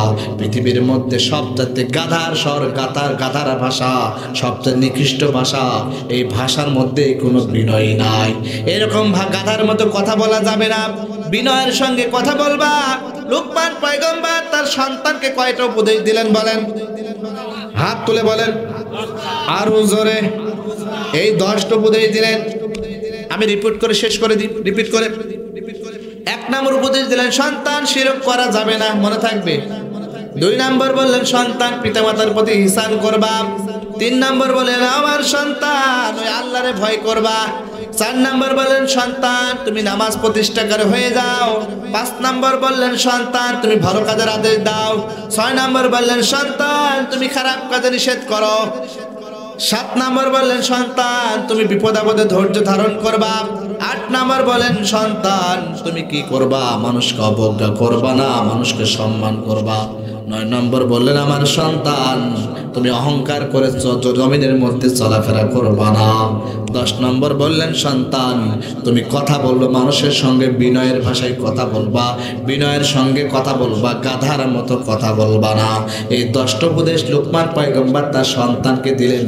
আল্লাহ তাআলা খুব পছন্দ করলেন, এই জন্য লোকমান পয়গম্বরের নাম অনুসারে 2টা নির্দেশনা উপদেশ আল্লাহ কোরআনে কোড করে দিয়ে এই কোরআনে একটা সূরা ডেলিগেট করলেন, নাম হচ্ছে সূরা লোকমান। আল্লাহু আকবার বলেন না ভাই। তার মানে ভাই আপনি যদি আপনার সন্তানকে 10টা উপদেশ দেন, এই কোরআন বলতেছি, কোরআন দেখতেছেন, দেখা যায় এর নাম কি? জোরে বলেন। এই কোরআন নিয়ে শপথ করে বলতেছি, আপনি যদি আপনার সন্তানকে 10টা উপদেশ দেন, আল্লাহর কসম করে বলি আপনার সন্তান কুলাঙ্গার হবে না, আপনার সন্তান আপনাকে ঘাড়ে লাথি মেরে বের করে দিবে না, আপনার সন্তান আপনাকে ঘর থেকে ধাক্কা মেরে দিবে না, আপনার সন্তান বইয়ের কথা মতো নাচবে না। তার মানে আপনি ছোট্ট অবস্থায় আপনার সন্তানকে এই 10টা উপদেশ দেন নাই, এজন্য আপনাকে আজকে সন্তান বইয়ের কথা মতো আজকে রাস্তায় কিন্তু বের করে দেয়। এখন বলেন, দোষ সন্তানের না বাবা মার? আপনি বলেন দোষটা কার, বাবা মার না সন্তানের? জোরে বলেন। আপনি তেমন ভাবে গোড়ায় নিন, আমি আগেই বলেছিলাম না, আপনি আপনার সন্তান কি করবেন, সাইফি ভাইয়ের মতো একজন আলেম তৈরি করবেন, না হলে সোহেল ভাইয়ের মতো একজন শিক্ষিত লোক তৈরি করবেন। আপনি তৈরি করেন টুকায়, আপনি তৈরি করেন চাঁদাবাজ, আপনি তৈরি করছেন টেন্ডারবাজ, আপনি তৈরি করছেন মস্তান, তো কি হবে? ও তো ডন হবে, ও তো তখন আপনার ঘাড়ে লাথি দিয়ে ঘর থেকে বের করে দিবে। ওকে আপনার দরদ বুঝবে? ওর মা মনে কি সেই জ্ঞান, ওর কি সেই জ্ঞান আছে, ওর বুদ্ধি আছে? ওর মনে কি তখন দয়া হবে না? এজন্য ভাইয়েরা আমরা সন্তানকে উপদেশ দেব। মানে আমরা কথা শুনলাম, পিতামাতার, আপনি সন্তান হিসেবে পিতামাতার কেমন করে খেদমত করবেন বোঝা যায়, আর সন্তান হিসেবে কেমন করে পিতামাতার আপনি খেদমত করবেন, আর পিতামাতা হিসাবে কেমন করে সন্তান গড়ে তুলবেন, লালন পালন করবেন, তার প্রেসক্রিপশন সূরা লোকমান থেকে আপনারা নেওয়া লাগবে। কথা বোঝা যায়? বোঝা যায়। আর একটা বিষয় আছে, আমি শিরক সম্পর্কে বলেছি, আপনারা শিরক থেকে দূরে থাকবেন। যা চাইবেন কার কাছে? জোরে বলেন, কার কাছে? আর একটা আমি মেসেজ দিতে চাই, দিয়ে শেষ করে দেবো ইনশাল্লাহ। এবার মা বোনদের বলি, যারা পর্দায় থাকেন না, নিজের সৌন্দর্য দেখিয়ে দেন। আমি বললাম না, দুনিয়াতে মানুষ 4টা অহংকার করে। কয়টা? 4টা। প্রথম নাম্বার কি? হ্যাঁ, সৌন্দর্যের অহংকার। এই সৌন্দর্য প্রকাশ করে ছেলেরা বেশি না মেয়েরা বেশি? জোরে বলেন না, তোরা শুনুক একটু, ওখান থেকে শুনুক। জোরে বলেন কারা? হ্যাঁ, মেয়েরা কিন্তু সৌন্দর্য প্রকাশ করে বেড়ে। একটু যদি রূপ যদি তার হয়েছে, ওরা ঢং দেখে আর বাঁচা যায় না। ওই যে কি ঢং, ও কেমন করে সাজে। আজকে যুব সমাজ নষ্ট করার মূল কারণ এই সমস্ত অসভ্য মেয়েদের কারণে যুব সমাজ নষ্ট হয়ে যায়। আল্লাহ মেয়েদের অনেক সম্মান দিয়েছেন, নারীদের সম্মান দিয়েছেন, ইসলাম সম্মান দিয়েছেন। কিন্তু মহিলারা কি জানেন, নিজেদেরকে অসম্মানিত করার জন্য ব্লাউজ খুলে ওই ঢাকা শহরে আন্দোলন করে। এই কথা বলে না কেন? তার সম্মান বাড়লো না কমলো? সে নিজের সম্মান বাড়ানোর জন্য, আপনারা দেখেছেন 1 বছর আগে মনে হয়, দেখছেন না? তারা আপনার ভাইরাল দেখেছেন, ব্লাউজ খোলে শাড়ি পরে তারা ওই শাহবাগে আন্দোলন করেছেন। আমরা সমান অধিকার চাই, মেয়েদের সম্মান চাই। আরে তুই তো মেয়ের আগে সম্মান নষ্ট করছিস, এই কথা বলেন না কেন? অনেকে আবার খারাপভাবে নিয়েন না, খারাপভাবে নিয়েন না। তো বিশ্বাস আছে, আপনি দোকানে যখন যাবেন, দোকানদার যদি একটা কলা আপনাকে দেয়, কলা ছুলে রাখে, আপনি কলা খাবেন? কেন খাবেন না? ময়লা আবর্জনা পড়ছে, মাছি পড়ছে, খাবেন না। আর যদি কলা ঢাকা থাকে তখন ছুলে খাবেন। যদি মেয়েদের আমি কলার সঙ্গে তুলনা করতেছি না, আল্লাহ মাফ করুন, তারা আমার মায়ের জাত, বোনের জাত, সম্মানিত জাত, তাদেরকে সম্মান দিয়ে বলতেছি। একটা কলা যদি মানুষ ঢাকা জিনিস খায়, আর বিয়ে করছেন আপনি কোন মেয়ে? ময়লা আবর্জনা পড়া মেয়ে বিয়ে করবেন আপনি? এজন্য আপনাদেরকে বলি, যে মেয়ে পর্দাশীল তারা বিয়ে করবেন। আমার নিজের একটা ঘটনা যদি বলি আর কি, আমার মনে পড়ে গেল, আমি যখন প্রথম বিয়ের জন্য মেয়ে দেখতে গেলাম, মানে আমি বিয়ের জন্য এক ঘটক আমার মেয়ে দেখার কথা বলে, যদিও তারা আমি বিয়ে করি নাই। তো মেয়েটার বাবা একটু চরমনাই কোয়ালিটি, তাবলিগপন্থী। তো উনি সাধারণ মানুষ, একেবারে সাধারণ মানুষ। তা আমারে একদিন আমি দেখতে গেলাম, তো আমারে বলছে, হুজুর বাজান শোনো। উনি নিজেই গল্প করছে আমার কাছে, বলছে বাজান শোনো, আগেকার মানুষ গরু কিনতে যেত, বলতো গরুর জাত কি, এই গরুর মা কোন জাতের জাত, এই মা কয় কেজি দুধ দেয়, আগে তো এটা জিজ্ঞাসা করি না, বলে না কোন জাতের, মার খোঁজ নাই, বাবার খোঁজ নাই। তো মার একটা গাভী কিনতে গেলে মার খোঁজ নাই। আর এখন ছেলেরা বিয়ে করতে গেলে মা বাপ নামাজ পড়ে কিনা মা বাবার খোঁজ নেয় না। তা আমি বুঝলাম যে উনি নামাজ কালাম পরে, এই কথা আমাকে বুঝাই নাই। তো যাই হোক, এজন্য ভাইরা আগে দেখবেন কোন জাতের মাল, কোন জাতের জিনিস, খোলা না ঢাকা। যদি খোলা হয় আবর্জনায় থাকবে, কথা বোঝা যায়। তো আমার মা বোনদের বলতেছি, মা বোনেরা, আল্লাহ রসুল মেরাজ থেকে আসলেন, আসার পরে দেখলেন বেশিরভাগ মহিলারা জাহান্নামী। মিরাজে গিয়ে দেখলেন বেশিরভাগ মহিলারা জাহান্নামী, বেশিরভাগ মহিলারা জাহান্নামী। আল্লাহ রসুল বলেন, ও নারী সমাজ তোমরা সাবধান হয়ে যায়, আল্লাহর ভয় করো। আমি দেখলাম মিরাজে বেশিরভাগ মহিলারা জাহান্নামী। তার মধ্যে 4টা কারণ বললেন। তার মধ্যে আমি মুফাসসিরদের বর্ণনায় যে 2টা কারণ দেখলাম, বেশিরভাগ 2টা কারণে মেয়েরা জাহান্নামে যাবে বেশি। একটা হচ্ছে পর্দাহীনতার কারণে, 2 নম্বর স্বামীর সাথে তর্ক বিতর্ক করার কারণে, স্বামীর যথাযথ সম্মান না দেওয়ার কারণে। এই 2টা কারণে মেয়েরা বেশি জাহান্নামে যাবে। আর মেয়েরা 4টা কাজ করলে জান্নাতে যাবে। 1 নম্বর হচ্ছে সে যদি পর্দা করে, তারা নিজেদের ঢেকে রাখে। 2 নম্বর সে যদি নিয়মিত নামাজ আদায় করে, 5 ওয়াক্ত সহ নামাজ আদায় করে। 3 নম্বর সে যদি স্বামীর সঙ্গে ভালো আচরণ করে, ব্যবহার করে। আর 4 নম্বর সে যদি রোজা রাখে। 4টা কাজ করলে মেয়েরা জান্নাতে যাবে। মেয়েদের জন্য জান্নাতে যাওয়া খুব সহজ, কিন্তু মেয়েরা জাহান্নামে যাবে বেশি। যাদের জন্য জান্নাতে যাওয়া খুব সহজ, এরা যাবে জাহান্নামে বেশি। কারণ কি? এই কাজগুলো ওরা বেশি করে। তার মধ্যে 2টা কারণ বললাম। পর্দাহীন, পর্দা ওরা তোয়াক্কা করে না, বাস্তব তোয়াক্কা করে না। স্বামীর সঙ্গে ওরা মাশাআল্লাহ যা ব্যবহার করে, মাঝে মাঝে আল্লাহ ওলির মতো, রাবিয়া বসরির মতো ব্যবহার করে, মা ফাতেমার মতো মাঝে মাঝে ব্যবহার করে না। না আলহামদুলিল্লাহ, এই এলাকার মা বোনেরা আমি মনে করি এমনই ব্যবহার করে। আলহামদুলিল্লাহ, আমি তাদের জন্য দোয়া করি, তাদের জন্য দোয়া করি। মা বোনরা, আপনাদের জন্য নসিহত, সম্ভব হলে যতটুকু সম্ভব আপনি পর্দা মেনটেন করার চেষ্টা করবেন। ইনশাআল্লাহ চেষ্টা করবেন, এই কাজ একটু করেন, দেখবেন আল্লাহ আপনার সম্মানিত করবেন, সম্মান বাড়িয়ে দেবেন। মানুষের সঙ্গে একটু বিনয়ী হওয়া শিখবেন ইনশাআল্লাহ। আল্লাহ আমাদের সকলকে তৌফিক দান করুন। প্রিয় ভাইরা, 2 ঘন্টা আলোচনা হয়ে গেল। আমি শুরু করলাম, আলোচনা করলাম কোন সূরা থেকে? জোরে বলেন না, সূরা লোকমান 12 নম্বর আয়াত। ওই আয়াত যদি আমি টাচ করতে যাই আরো সময় লাগবে। যেন অনেক রাত হয়ে গেছে, আপনাদের আর কষ্ট দেব না। রাত 12টার প্রায় কাছাকাছি আমরা দোয়া করে দিব। আমি আপনাদের জন্য দোয়া করব।